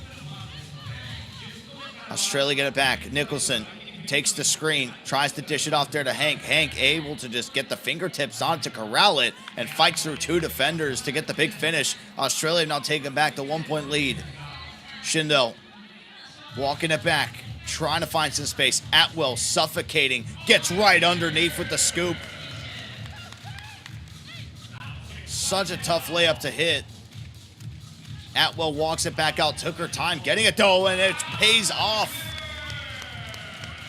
Took about 8 seconds just to get it back out behind the 2-point line, but then ultimately she knocks it down. Australia now lead by 2, one of the largest leads that they've had.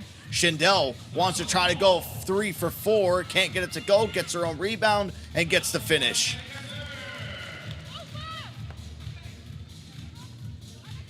Nicholson to Atwell, the step back, the shot, the foul. 2 shots. And it's the 10th foul.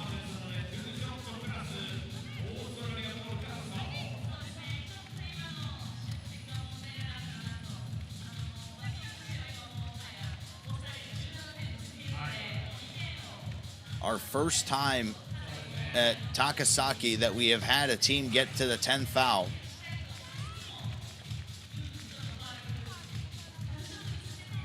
We mentioned it is a rarity. You don't see it all too much, but you do see it in situations like this where it can really sway the game. They make the free throws. Australia now get the ball back. They're just 2 points away from advancing forward. Here's Whittle with 6 seconds remaining. She wants to go on the inside. The turnaround shot is good.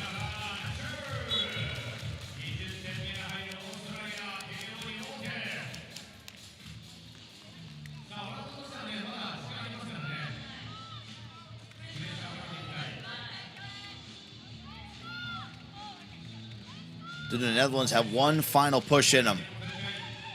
Shake over to Schindel. Maybe need some 2s. They'll take 1. And Hank is able to get that rebound. Any basket wins it here for Australia. Hank on the inside. Able to get it. Goes reverse. And that puts the finishing touches on it. As Australia take the victory here and punch their ticket to the semifinals here in Takasaki. 21-16 is your final score, and Australia remain perfect here in this competition.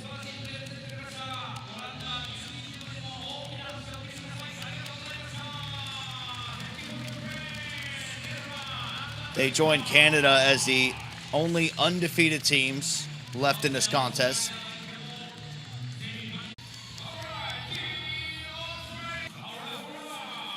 I said it from the beginning. For me personally, I think Australia looked like the best team on day 1, and now I think coming out here in day 2, it's a little bit of the same. Them and Canada, I think, have been the 1 and 2, whichever way that you want to fold it. And they are on the collision course, is what it seems like, to be able to meet in the finals here in Takasaki. As you can see, the highlights, they continue to roll. Netherlands U25 came on this competition, opened up with a loss, able to bounce back with a win, secured their spot to be able to play here in day number 2. But the foul trouble is really what started to haunt them. The free throws started to add up to where the 4 points gave Australia a 2-point lead. And then over there towards the end, you saw the 10th foul. Both free throws were made. They got possession back. You hate the reason to lose a game B just because you had those 10 fouls, but that played a major part going down the stretch. And Australia knew it. When they were creating some contact, they were hitting the ground pretty quick. And I think anybody would in that type of position as well. Great all-around team effort. Atwell was showing a lot more aggression in this game compared to, I think, what we saw really in day number 1. And that was the finishing basket there from Hannah Hank. The excellent feed there from Whittle. The hug to cap it all off, knowing that they will be taking on Japan in the lower side of our semifinals. Here you can see our updated bracket. We will have Canada and Neftchi SOCAR coming up after a short break. Then after the conclusion of that one, we will have a great match between Japan and Australia.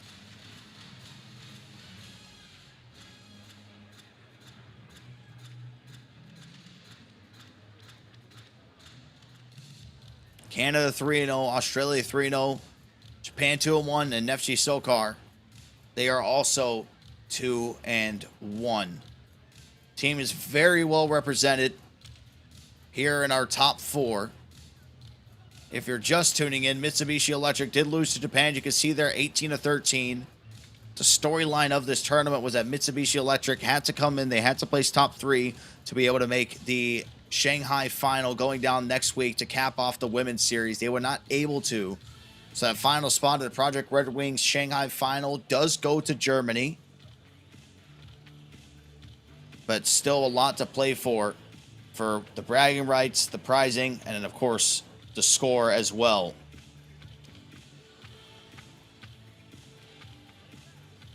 Three more games is all it is for the women's series to come to a close, I guess, for the regular season. But we will have the finals, of course, that'll be coming up in just a week's time in Shanghai.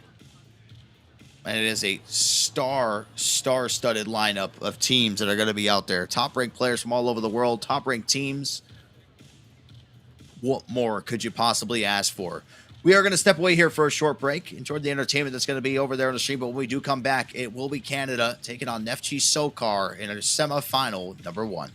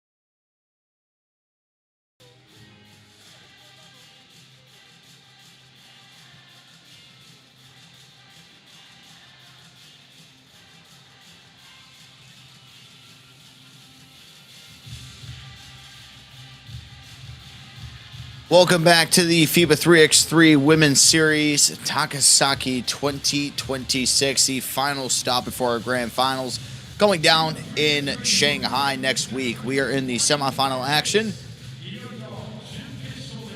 after what was a great quarter final.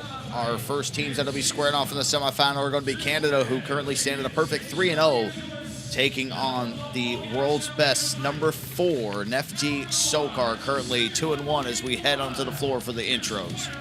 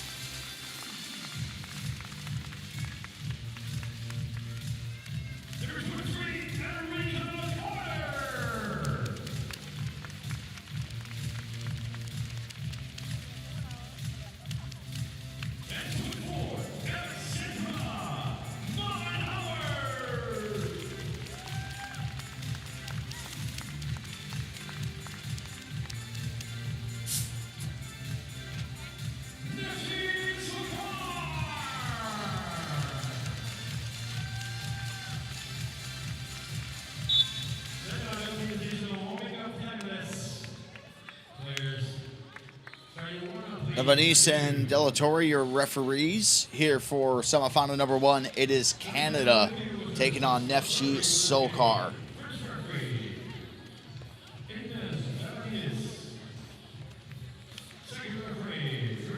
One team yet to taste defeat. The other one fell to the host team, Takasaki, just by 1 point. Neftchi SOCAR will be out in Shanghai next week. Nice warm-up for them before they head out to the culmination of what has been a great 2026 Women's Series season here at FIBA 3x3.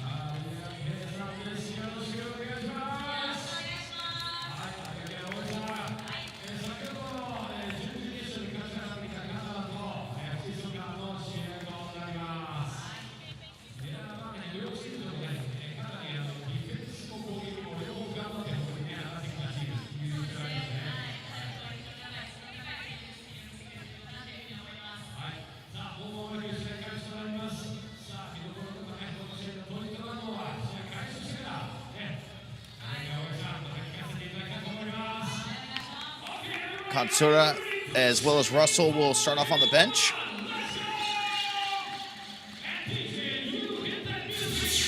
As they get the ball into their best in Mullenauer. Fraser wants to go one-on-one straight away, and that's going to force the miss. Plough.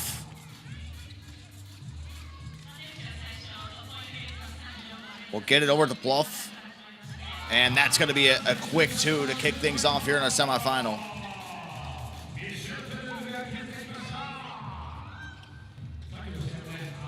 As Mullenauer tries to battle her way in.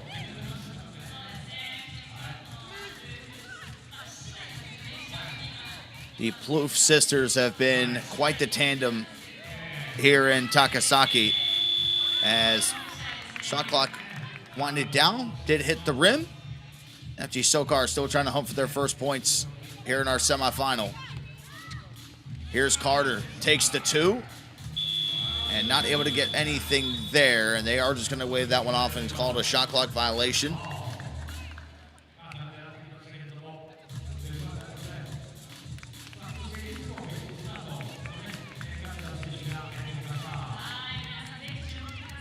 Russell is now checked in.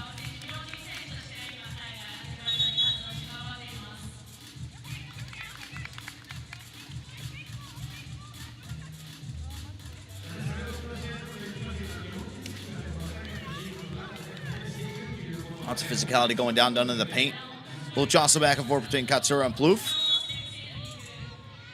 And there is going to be a foul called off ball.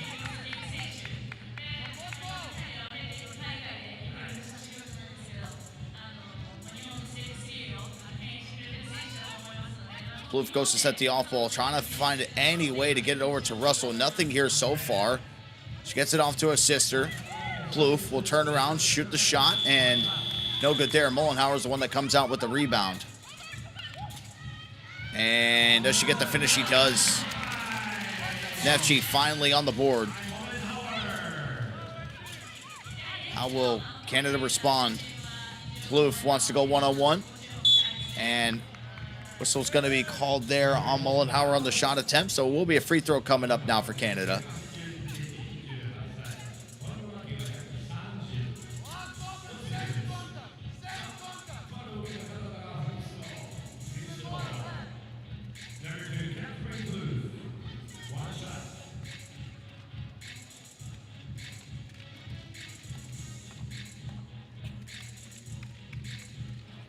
Free throw is no good, and wow, somehow Russell just snuck right in front of Katsura and was able to get the layup.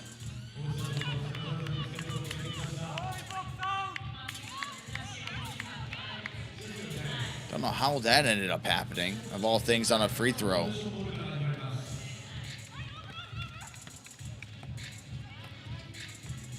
Russell gets over to Crozon. Crozon with a first two-point attempt. That one's no good. Saves the ball from going out. Here comes Russell over the outstretched arm of Mollenhauer. Canada continue to build. Here's Carter with the right scoop. Katsura's there for the cleanup.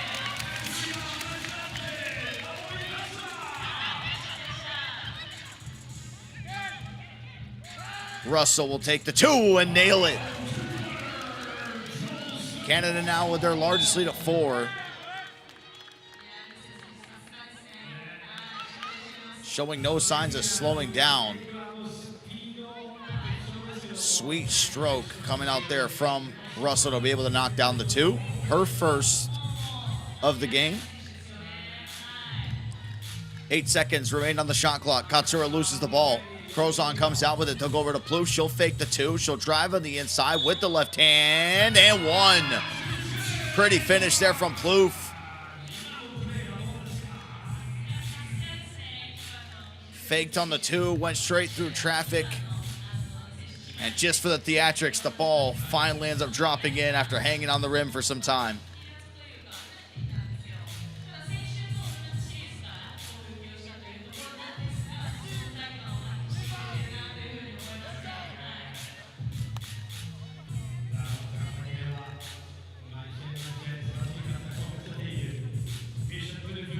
Canada doing their best to get this game done fast. Hot scoring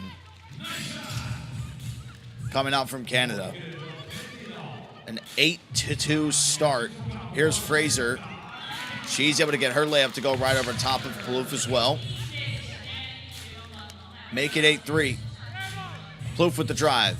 Mollenhauer in front. They get the stop. The shot goes up. And almost back-to-back and 1 opportunities, but still we'll see another free throw, and it's 4 fouls here within the first 3 minutes on Neftchi SOCAR.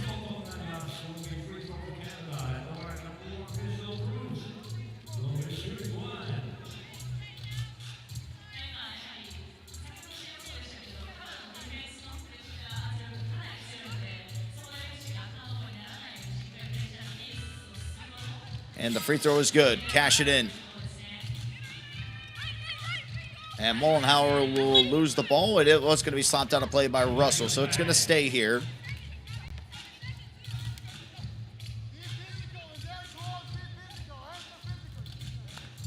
They'll have 7 seconds to try to get something up.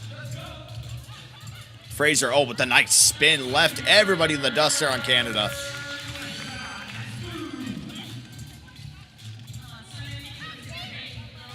Got to get some stops here defensively. Russell gets bumped there by Fraser, puts it up. And it's going to be Carter launching for the rebound. And she'll get some help up.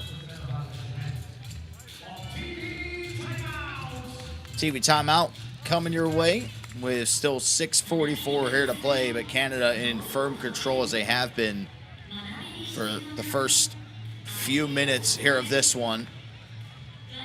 Courtesy of Russell and, of course, the Plouffe sisters, specifically Michelle, getting down and dirty under the basket, getting some and-one opportunities. And you can see one of them with Katsura.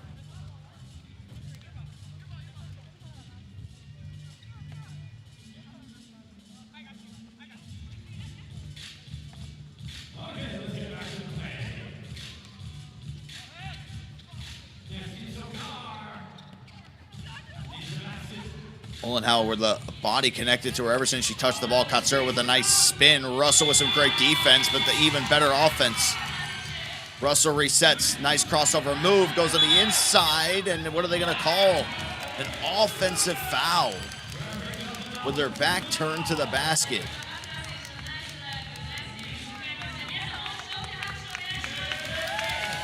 Nice finish there by Katsura. And then back on the other end.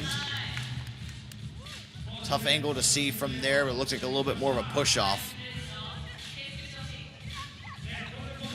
As Neftchi SOCAR, and that's going to be a travel.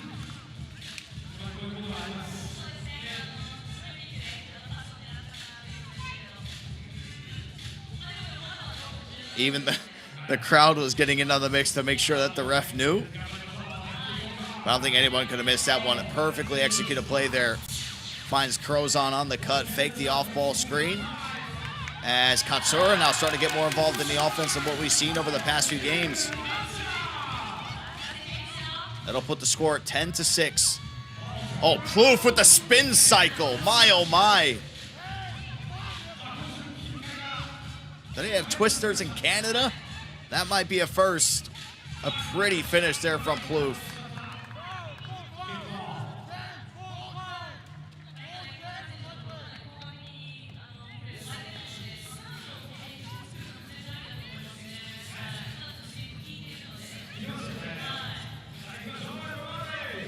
We're a long way from home, Dorothy.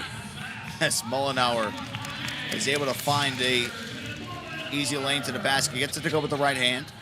So crafty with both hands as Carter down low will wrap up Crozon as that was where the pass is intended.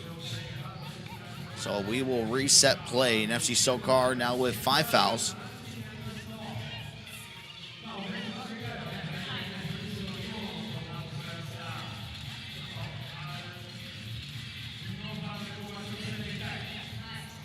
And Crozon lost the footing, some contact down there. They're trying to feed it directly back, but Carter's going to stay active there in the passing lanes. Fraser wants to take a 2. She misses. Box out comes through. Ball's going to be knocked away.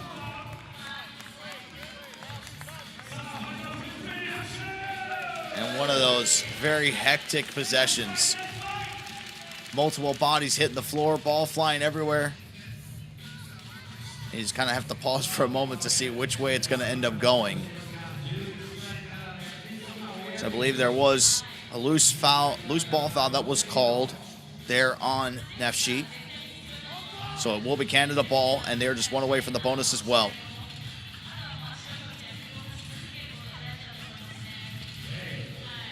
We're trying to find Crozon any way to get the ball. They go over to Russell. She'll line up a shot. That will go off the back of the rim. She chases down her own rebound. And that's going to be another foul on Neftchi.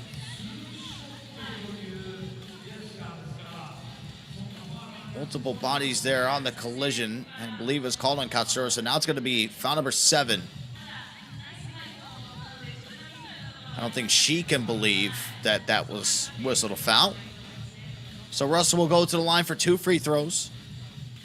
Chance for Canada to extend it in the easiest way possible.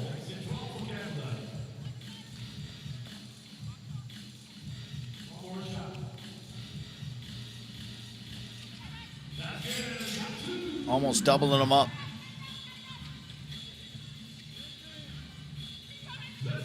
Mollenhauer working off the screen. Takes the 2 there from the left side. And nothing but nylon for Mollenhauer, and that's what they need more of. Great pick and roll action between her and Fraser. And not on the same wavelength there was Russell and Plouffe. That one was thrown away. Katsura on the inside, able to receive it, goes up reverse, hits the deck. And now here comes Plouffe on the other side.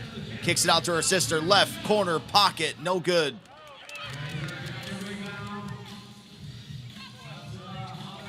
Mollenhauer turns the corner, tries to scoop it. She'll hit the cameraman, so I'm sure he's going to be fine.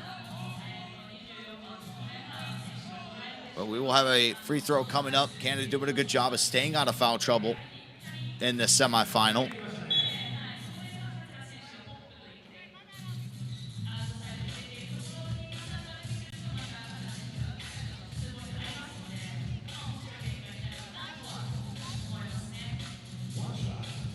Oh, and you get the perfect replay point of view of the collision there. Cameraman getting his tripod back adjusted, and he is back and ready to go. And so is Plouffe there on the 2. Wish you could have that one back, but it's another miss from 2-point range.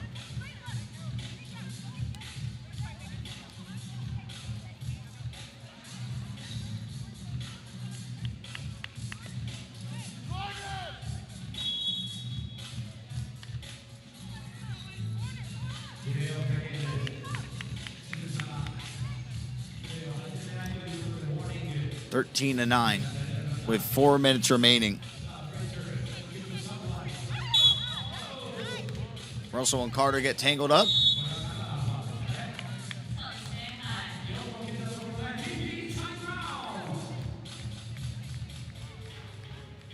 They do not make it easy to try to get any type of separation when it comes down to the off ball. That was the Katsura finish. It's been a pass, typically someone who you see shooting a lot of the 2s, but she has been doing a lot of effective work on the inside. Mollenhauer, this is as pretty as a pick and roll can possibly get, leading to a 2 off of it.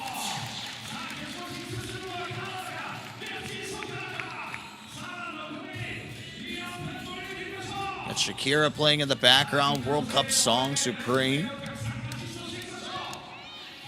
As Fraser got some separation. Carter, one of the smallest players out there on the court, is able to get the rebound. Mollenhauer trying to do everything from behind the arc. That time was no good. The long rebound does fall to Plouffe. She'll have a hold-up play. Only 7 seconds remaining now on the shot clock. Wants to go 1-on-1. Ball will be tapped away there by Carter. And now we can breathe for a moment. Mollenhauer down to Fraser. That is a scary pick-and-roll combination.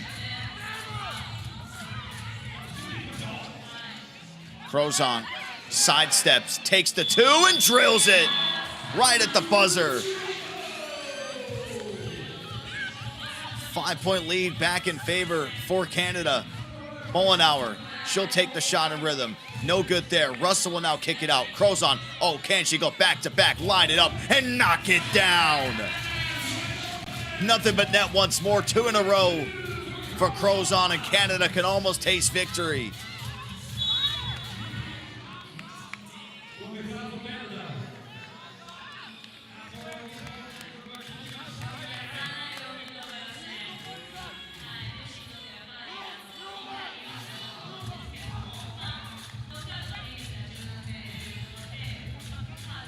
The sidestep for the 2. So nice that she had to do it twice, this time from the right side.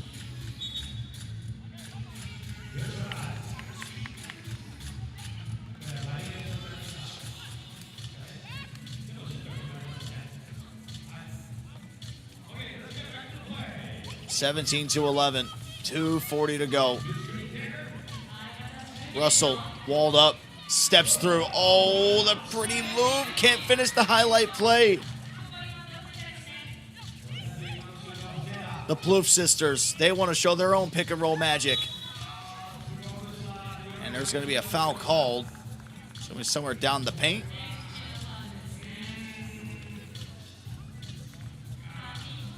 And it looks like it would be whistled on Katsura. And it's going to be now team foul number 8 for Neftchi SOCAR.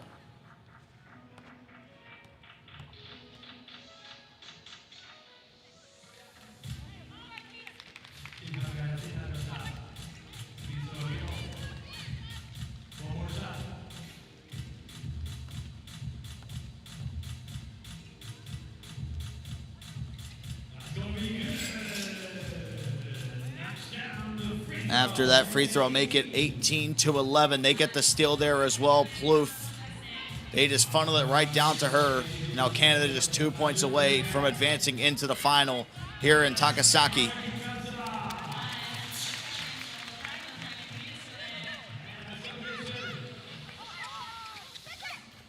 Plouffe will go to Crozon.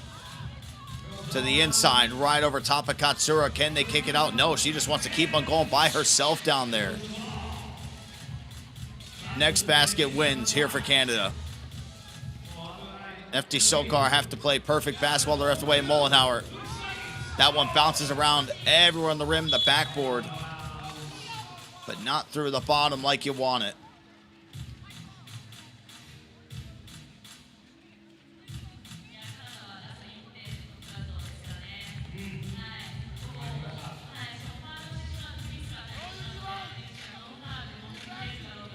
Here's Russell. Will take the 2. Don't even need it, but she'll take it anyway. Canada close it out in sensational fashion. 22-12, the final score.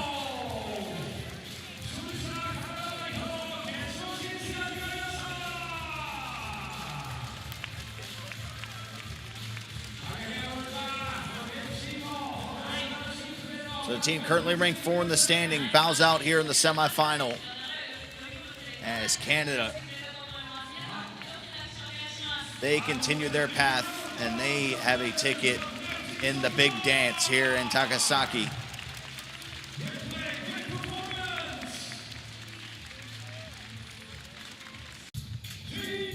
As we jump into the highlights for Canada versus Neftchi SOCAR. Canada had the lead for really the entirety of this game. There were some glimpses of greatness from Neftchi SOCAR, specifically maybe at Mollenhauer. But on the other end, we know what Russell brings to the paint with her attacking abilities. But for Crozon, really what put the game on ice was those 2 twos that she ended up hitting back-to-back in the fashion that it happened.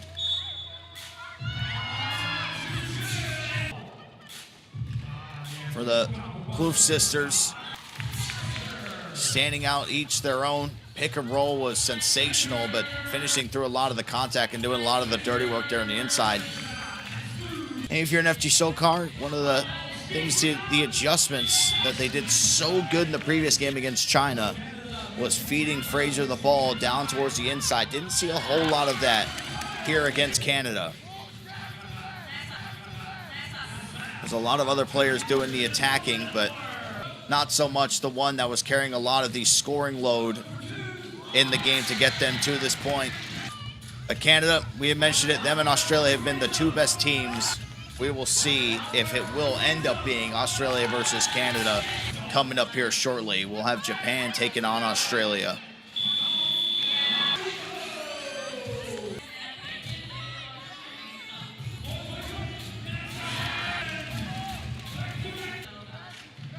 And this was the final touches.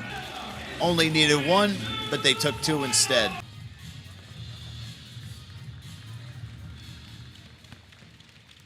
As we have 2 games left. One semifinal, and then, of course, the final.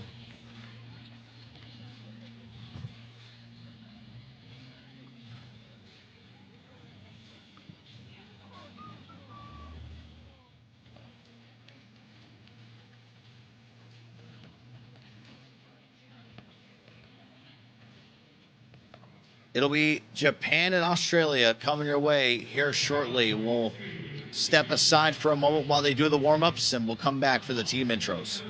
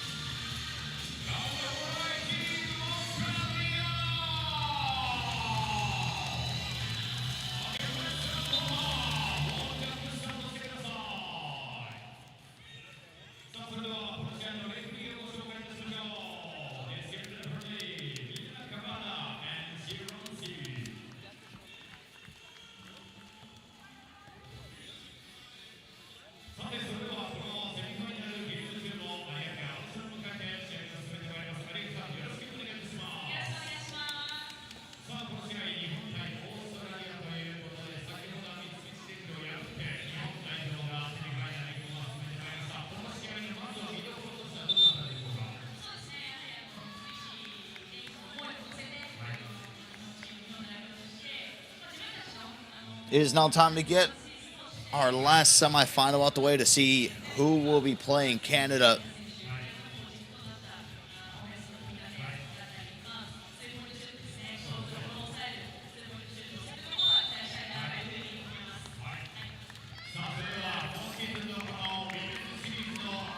I don't think there's been any question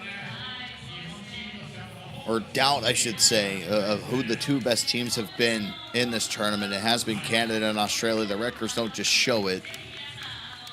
But even if you just threw the records out the window and you just watch the eye test,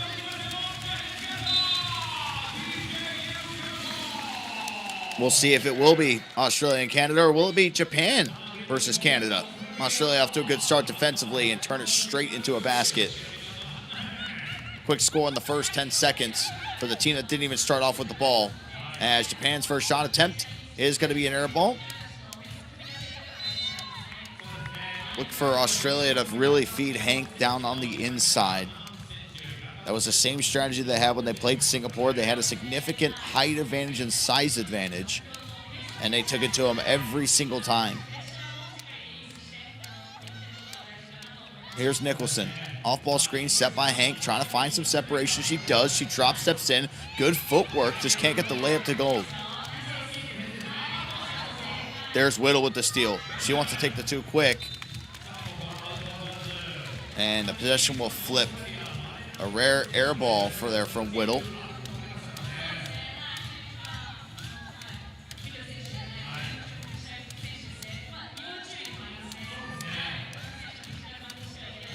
Takahashi will get out to Miyashia.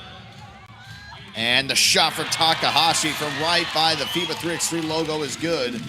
It'll go straight down to Whittle, and she'll get the layup to go. So tied at 2 now.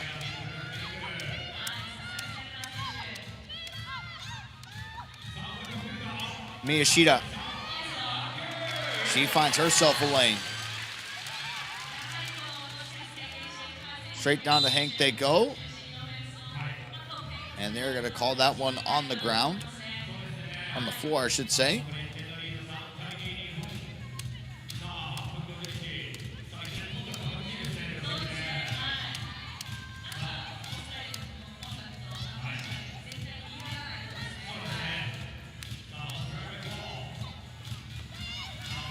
Whittle tries to go behind the back. She'll take a step back. Under on the free throw line. Extended, just not able to get the shot to drop. Anashima. Too much power there on that layup. And back to Australia we go. Here's Whittle, able to finish there on the inside, right over top of it. Noguchi. Anashima with a burst of speed. She's able to get a finish of her own.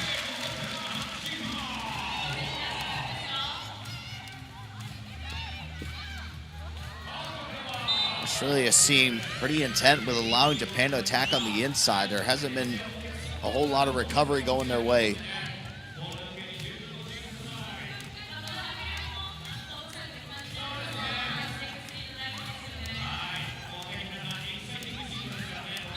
And a kickball violation there from Australia.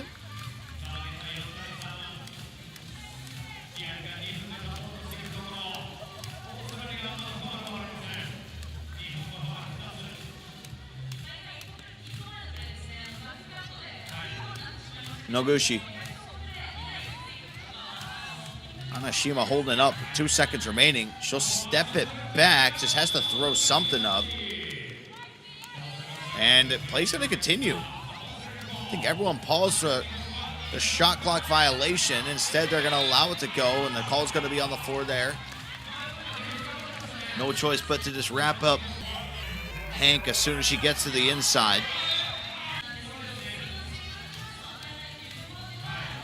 It is now 3 fouls early for Japan. Still with 7:40 to play. Whittle wants to go one-on-one. Push off, and she gets the layup to go.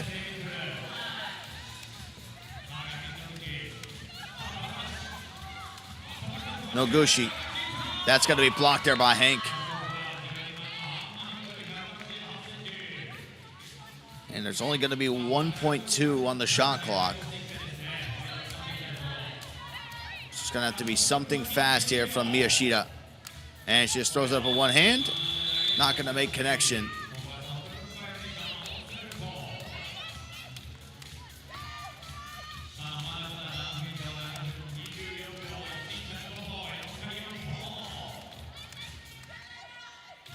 Oh, Whittle from way downtown. 2 air balls in one game for Whittle. I don't know if we've ever seen that before.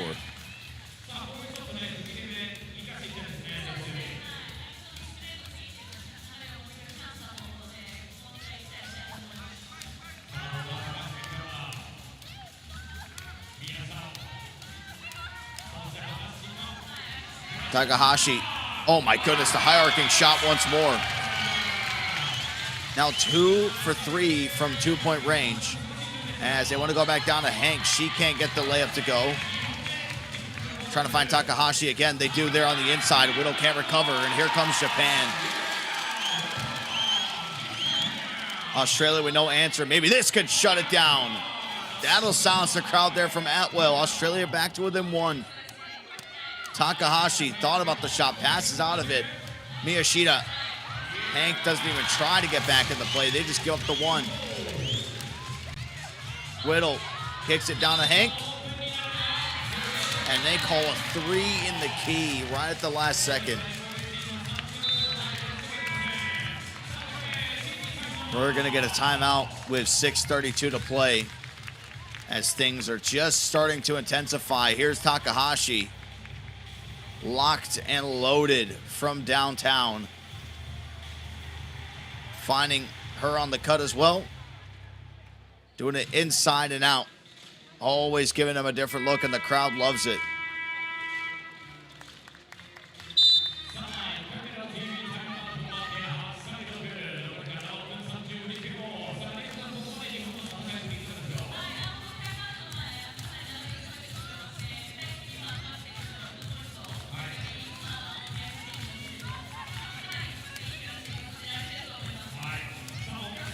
Japan won another one this time. It will go long. Nicholson for Australia to want to come out with the rebound. Atwell from a step in from the logo. Close but no cigar. Noguchi will get the kick out here to Hanashima. And that one's an air ball.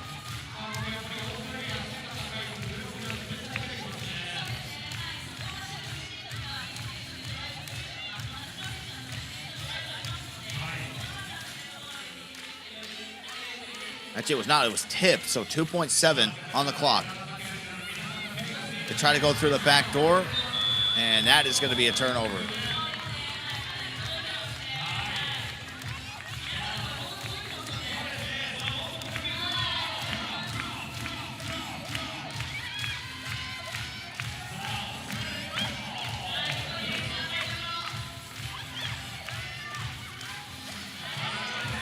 Whittle spins, puts the shot up. Hank's down there fighting for the board.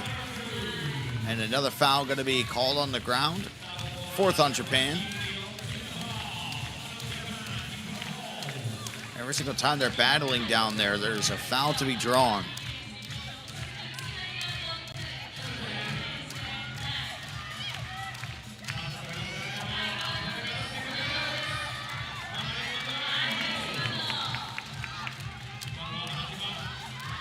Stolen away by Nicholson now. She's up with the left hand, and she gets her first points. Takahashi trying to keep the hot streak going, not able to. Atwell remains aggressive. Player in the way, pops it to the ground. And Australia have fought back to keep it tied at 8. Japan on a little bit of a dry spell from scoring. Physicality really starting to amp up.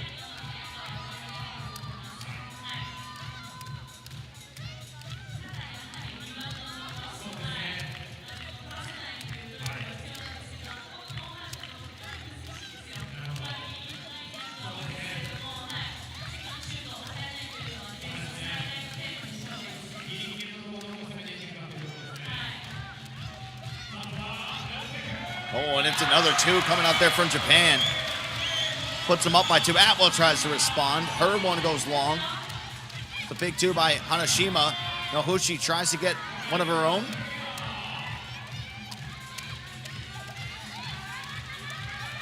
Atwell to Whittle.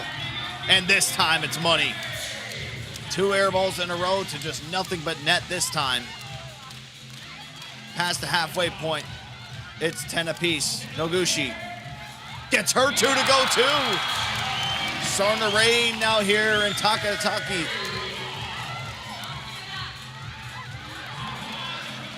From behind the arc, do they want some more? Is the question. They're gonna take it. Are they gonna make it? Not this time. As the ball's gonna be tipped out of play as well.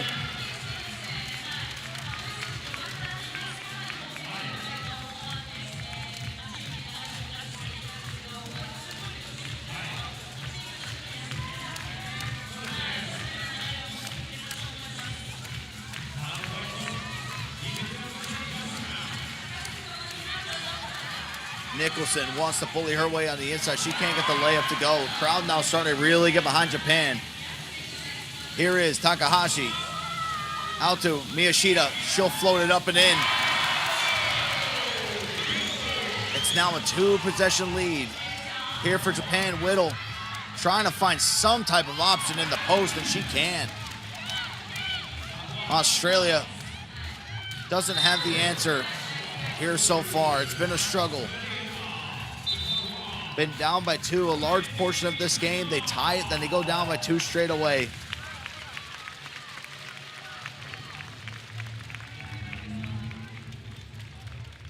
For Australia, are playing not only against the players on the court, but the hometown crowd. Everything they do just draws such a big reaction.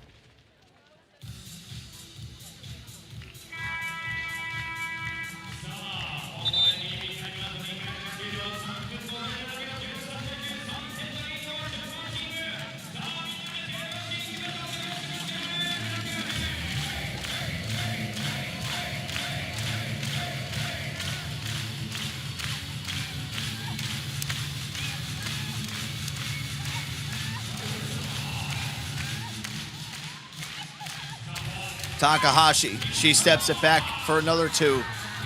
High off the back of the iron, and Japan's able to get their own rebound. Back with Takahashi. Noguchi will take a 2. That one goes a little bit too far to the left. Australia does corral it, going long again. And a big collision down low, as Takahashi was just trying to do anything possible to make sure that Hank couldn't get an easy basket on the inside.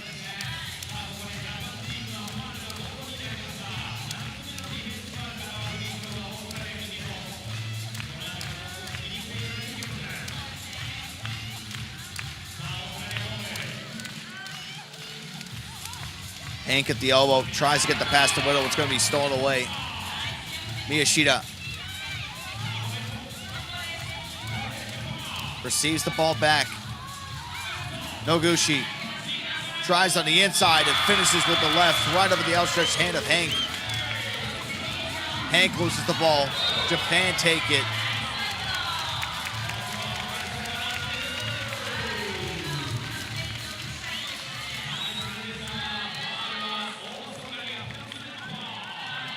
Shocking result so far, to say the least. Game's not done.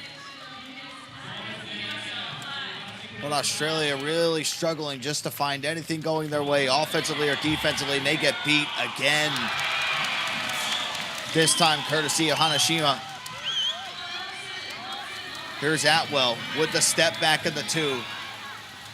No good there, but Australia will get another chance at it. They try to force feed into Whittle. That's going to be taken away by Takahashi.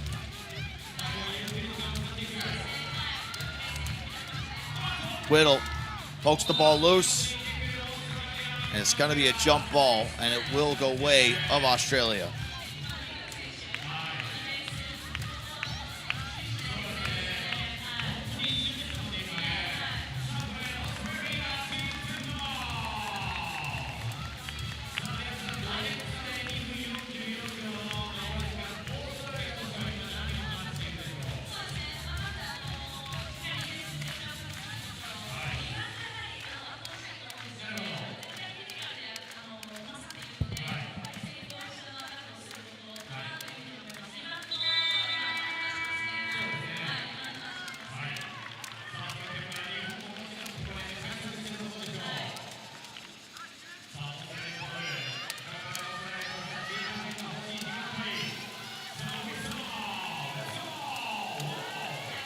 Whittle lines up a 2.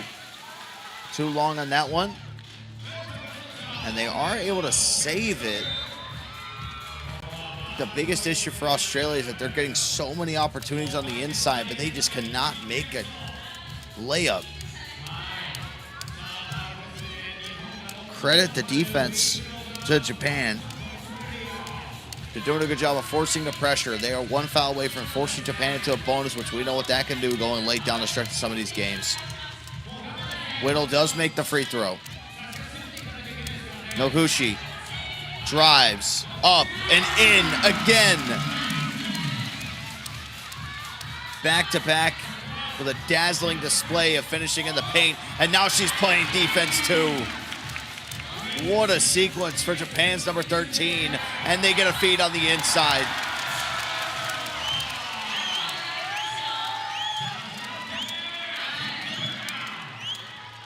The crowd in Takasaki getting behind their country's team.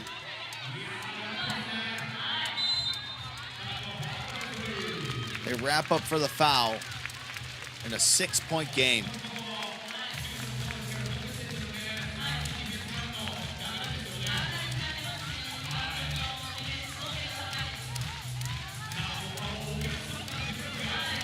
Here is Takahashi pulling up in the mid-range.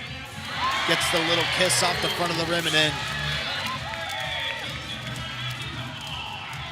Nicholson to Hank to Atwell for 2. And nothing doing.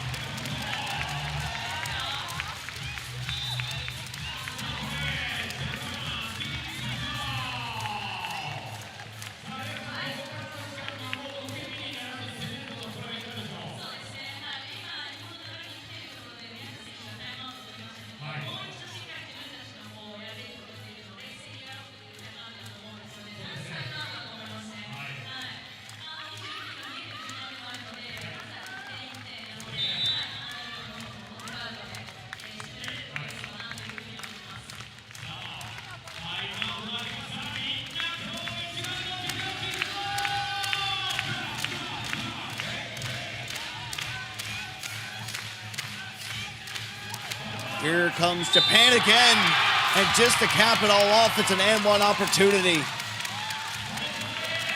Everything just going right. Every shot that's put up, it's going in.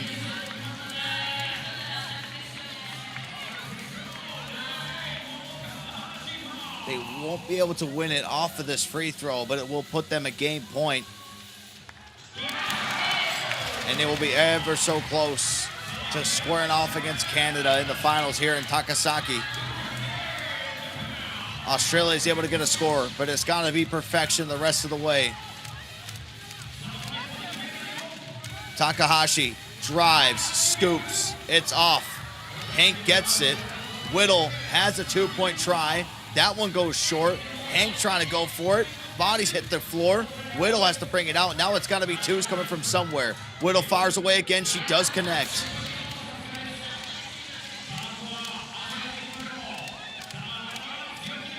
(20-14). Whittle with the steal. Can they do it again? Whittle trying to go back-to-back. And Takahashi able to come out of there with the rebound. Takahashi loses Nicholson, sidesteps, takes it, almost makes it. Whittle with another attempt, and she's going to be fouled. Australia continue to fight. Bonus is activated. Whittle will be shooting 2 to bring it to within a 4-point game with 24.9.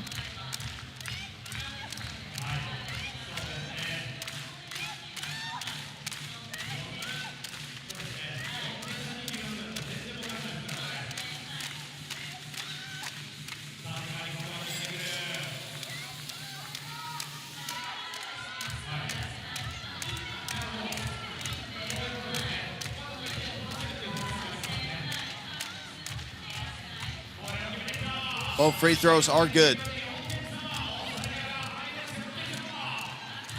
Miyashita taking as much time as she can. She fades away. can't get it to go. That one's going to be tipped out. And it's going to stay with Japan.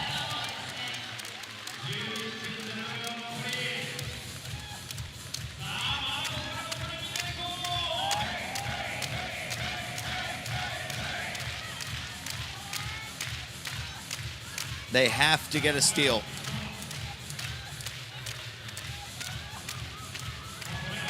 Takahashi, or they dribble it out, she just throws it up. And Japan does it. They hand Australia their first loss here in Takasaki. And it's the most important loss because that means elimination.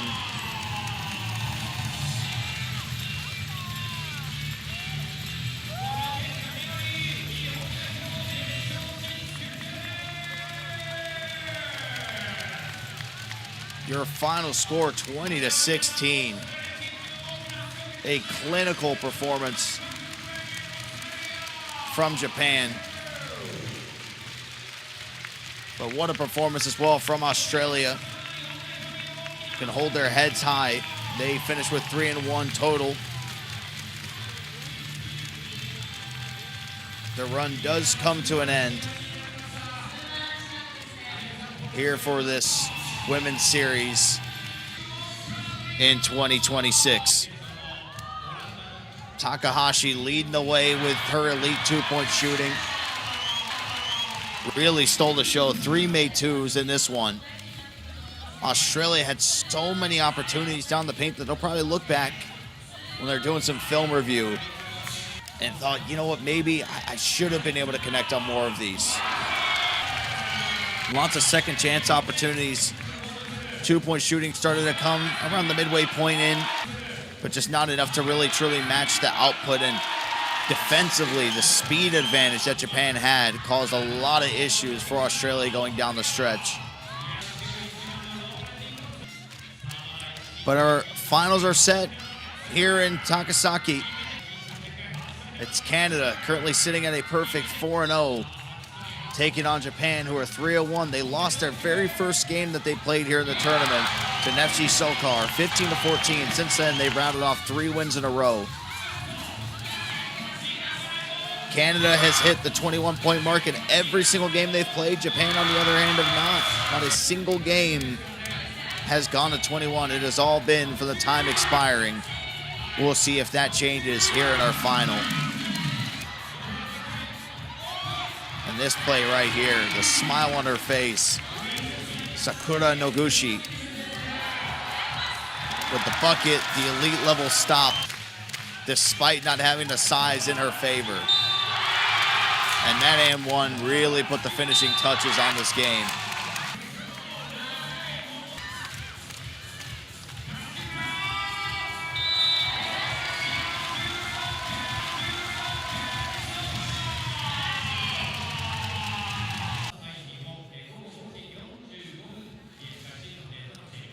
Here's a look at the roadmap to how we got to this point of Canada and Japan. It was Canada taking down China 21-9. They then faced Neftchi SOCAR. They beat them 22-12. Down on the bottom side, Japan took down Mitsubishi Electric 18-13 and shattered their dreams of getting into Shanghai. And then you just saw it before. Japan versus Australia ended 20-16. And that is how Japan got into the finals versus Canada.